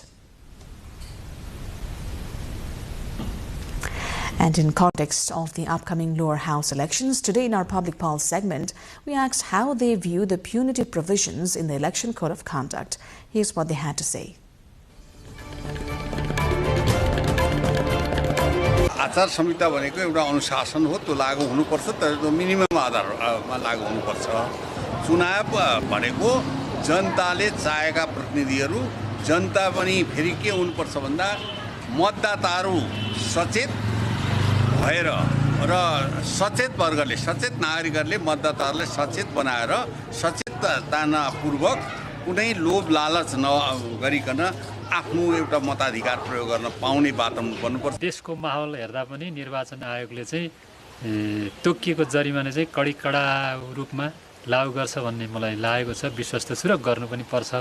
कुनै पनि कसैको दबावमा नआइकन पैसाको प्रलोभनमा नपरिकन चाहिँ हामीले चुनाव गर्नुपर्छ हुनुपर्छ र त्यो जुनै जोगी पनि आए पनि कानै चिरो भन्ने पाराको चाहिँ नभइकन एकदम निष्पक्ष स्वच्छ तरिकाले चाहिँ चुनाव हुनुपर्छ निर्वाचन हुनुपर्छ।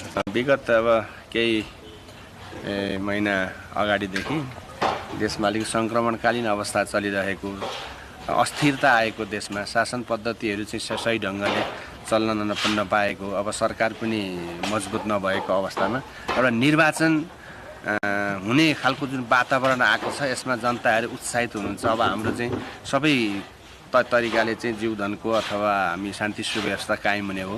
शासन त्यसरी चाहिँ चलेपछि चाहिँ देशमा राम्ररी विकास निर्माण लगायतका सबै कामहरू सम्पन्न हुने भए।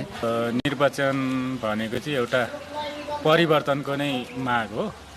अब स्वच्छ निष्पक्ष कुनै भ्रष्टाचार मुक्त तरिकाले नै मान्छेले प्रत्यक्ष रूपमा आफूले चाहेको मान्छेलाई रोजेर आफ्नो मतदान केन्द्रमा सुरक्षा नीति अपनाउँदै गएर मतदान गर्न पाउने अधिकार चाहिँ सदुपयोग भइदिए हुन्थ्यो।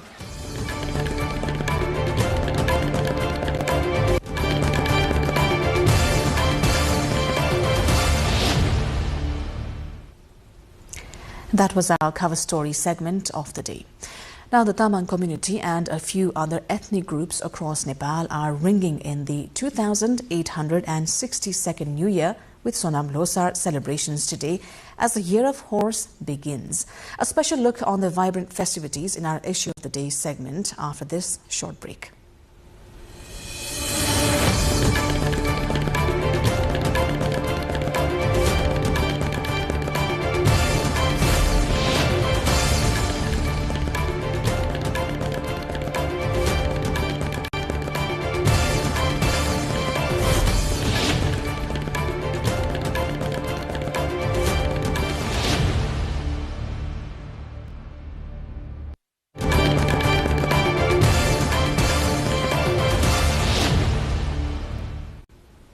You're watching NTV World News Hour.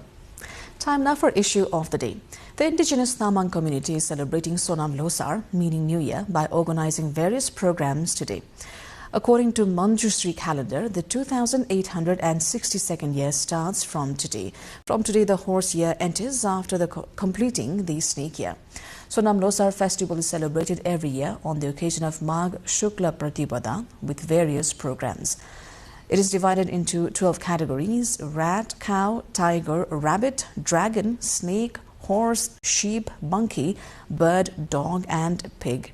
The festival is specially celebrated in different districts of Bagmati province, where Tamang community is largely predominant. In addition to Tamang community, the Hyolmo, Thakali, Jirel, Nyesiangwa, Bhote, Dura, Lepcha and some other communities also mark this festival with much fanfare. The government has announced a public holiday across the country on the occasion of the festival being celebrated on Monday this year.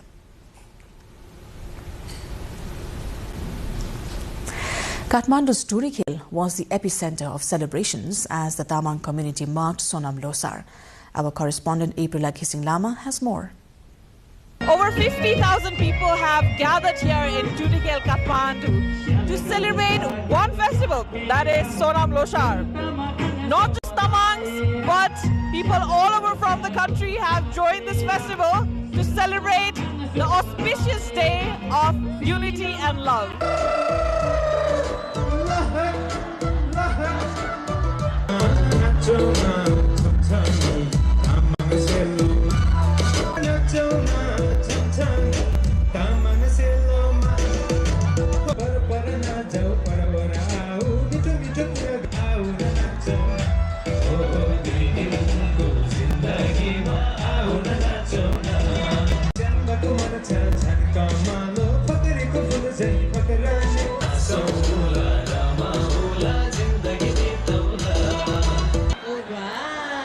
This is not just a festival. This is a testament of how Nepali people celebrate and preserve culture, tradition and language.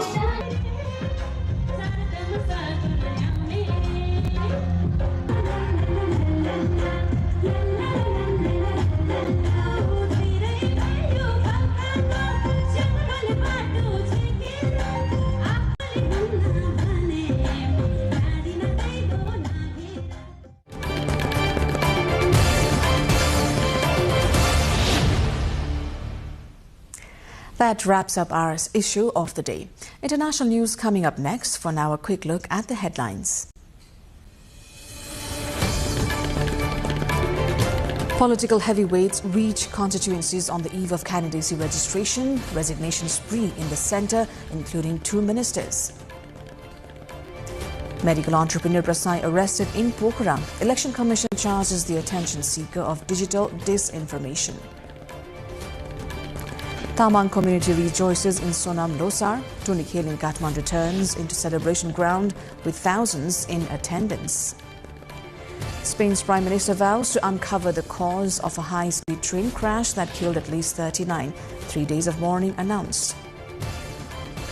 Japanese Prime Minister Sanae Takaichi to dissolve parliament on Friday, paving way for an election next month.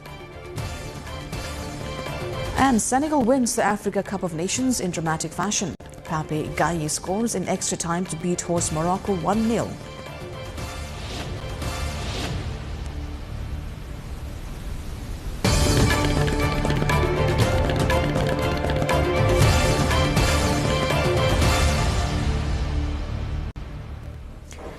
UK Prime Minister Keir Starmer has said the US President Donald Trump's plan to impose tariffs on the UK and other countries that oppose his plan to take over Greenland is completely wrong. Starmer has said the decision about the future of Greenland belongs to the people of Greenland and the Kingdom of Denmark alone. I spoke to President Trump, to European leaders, and to the Secretary General of NATO to find a solution rooted in partnership, facts, and mutual respect. Because that is how strong alliances protect shared interests.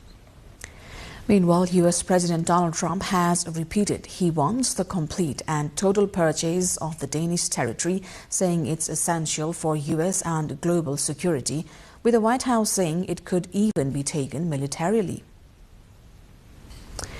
Now, China's population fell for the fourth straight year in 2025 as its birth rate sunk to a record low despite the government rolling out a spate of incentives to boost them. The country's population fell 3.39 million to reach 1.4 billion by the end of 2025, marking a quicker decline than the previous year, government data showed on Monday. Its birth rate fell to 5.63 per 1,000 people, a record low since the Communist Party took power in 1949, while its death rate rose to 8.04 per 1,000 people, the highest since 1968. Faced with an aging population and sluggish economy, Beijing has been trying hard to encourage more young people to marry and have children. In 2016, it scrapped its long-standing one-child policy and replaced it with a two-child limit. When that did not lead to a sustained upsurge in births, authorities announced that they would allow up to 3 children per couple in 2021. China has one of the lowest fertility rates in the world at around 1 birth per woman, below the replacement rate of 2.1.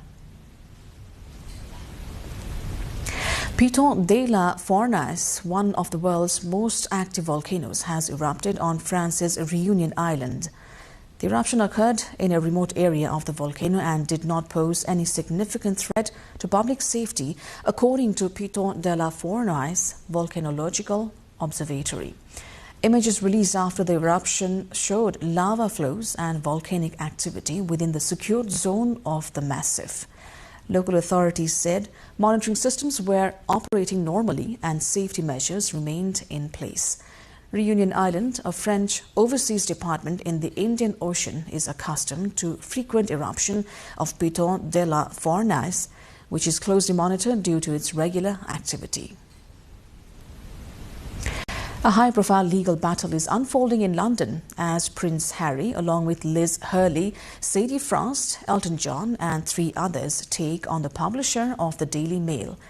Their lawyer told the court that associated newspapers employed private investigators and blaggers to obtain information unlawfully. Investigators are alleged to have gathered sensitive details, including flight information for Prince Harry and his former girlfriend, Chelsea Davy, as well as information about Sadie Frost's terminated pregnancy. In a written statement, Elton John said he felt his home had been violated by the alleged illegal news-gathering methods. This marks Prince Harry's 3rd major court case accusing newspaper groups of unlawful behavior. He is expected to give evidence later this week. Associated Newspapers Limited denies all allegations and will present its defense in court at a later date.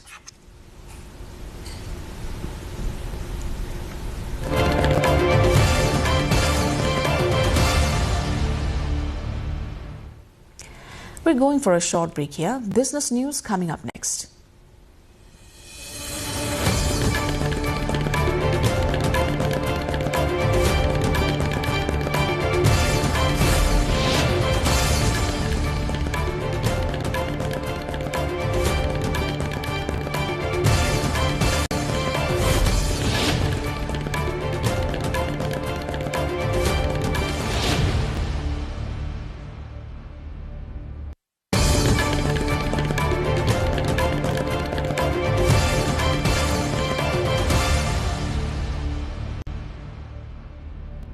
Trade tensions and a reversal in the artificial intelligence AI boom are among the main risks to global economic growth, the International Monetary Fund IMF has warned.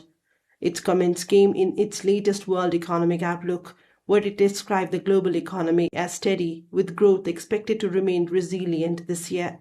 The IMF's forecast was produced ahead of Donald Trump's threat at the weekend to impose tariffs on 8 European countries opposed to his proposed takeover of Greenland. The fund also said the independence of central banks was paramount for global economic stability and growth.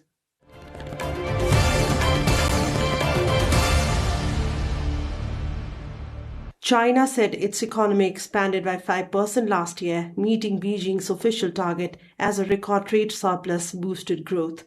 The world's second largest economy reached its goal despite growth slowing to 4.5% in the final 3 months of 2025. China's past year has been marked by struggles to boost domestic spending, a prolonged property crisis, and turmoil caused by US President Donald Trump's tariff policies. It is said the figures point to a two-speed economy, with manufacturing and exports propping up expansion, while people are still spending cautiously and the real estate market continues to weigh on the country.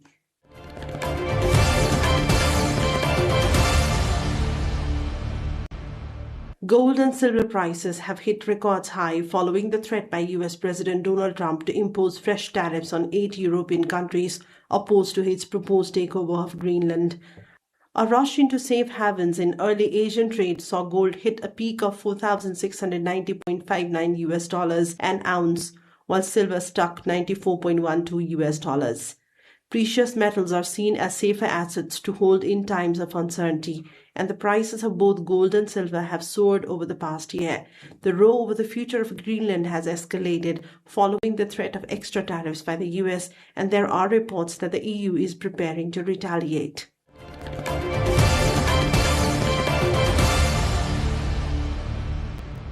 India's aviation regulator has fined Indigo a record $2.45 million, issued warnings to senior executives, and directed the airline to remove the head of its operations control from his duties after mass flight cancellations last month.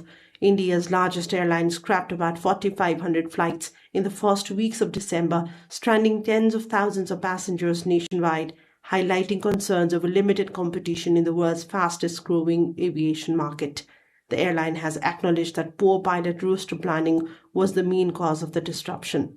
A probe by the Directorate General of Civil Aviation (DGCA) found several deficiencies at the airline after stricter pilot rest and duty rules came into effect last year, the regulator said in a statement.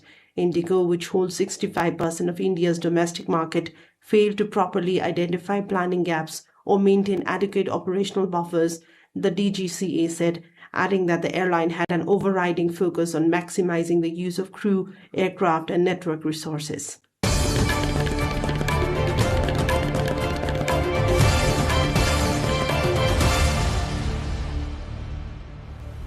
That was our business update. Time now for sports news.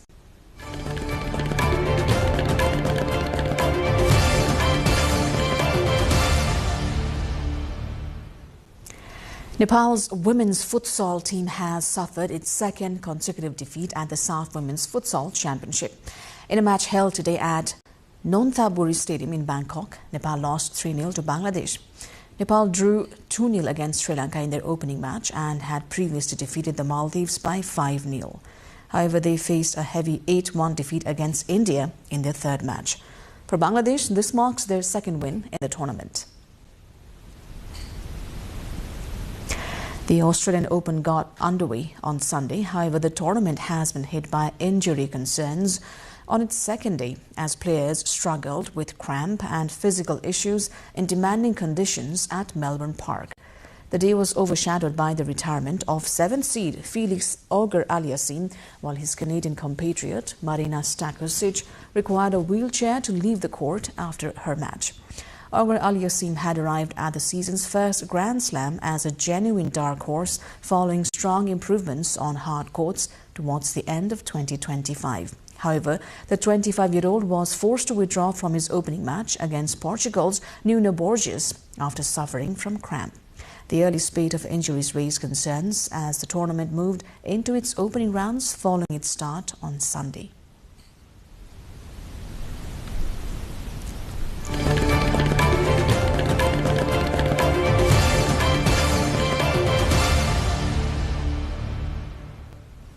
Time now for the weather update, first from Nepal and then from around the world.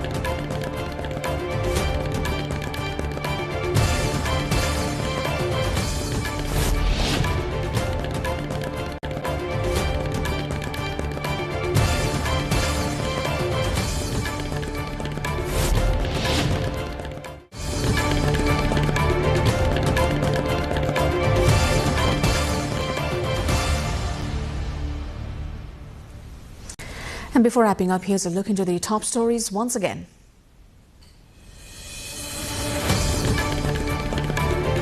Political heavyweights reach constituencies on the eve of candidacy registration. Resignation spree in the centre, including 2 ministers. Medical entrepreneur Prasai arrested in Pokhara. Election Commission charges him of digital disinformation. Tamang community rejoices in Sonam Losar. Tudikil in Kathmandu turns into celebration ground with thousands in attendance. Spain's Prime Minister vows to uncover the cause of a high-speed train crash that killed at least 39, 3 days of mourning announced. Japanese Prime Minister Sanae Takaichi to dissolve parliament on Friday, paving way for an election next month. And Senegal wins the Africa Cup of Nations in dramatic fashion. Pape Gaye scores in extra time to beat host Morocco 1-0. That is all for the moment here on NTV World News Hour. Do join us through our social media and also visit our official website nepaltelevision.com for more news and information. I'm Sarah Sapsanamarai. Thank you for staying with us. Good night.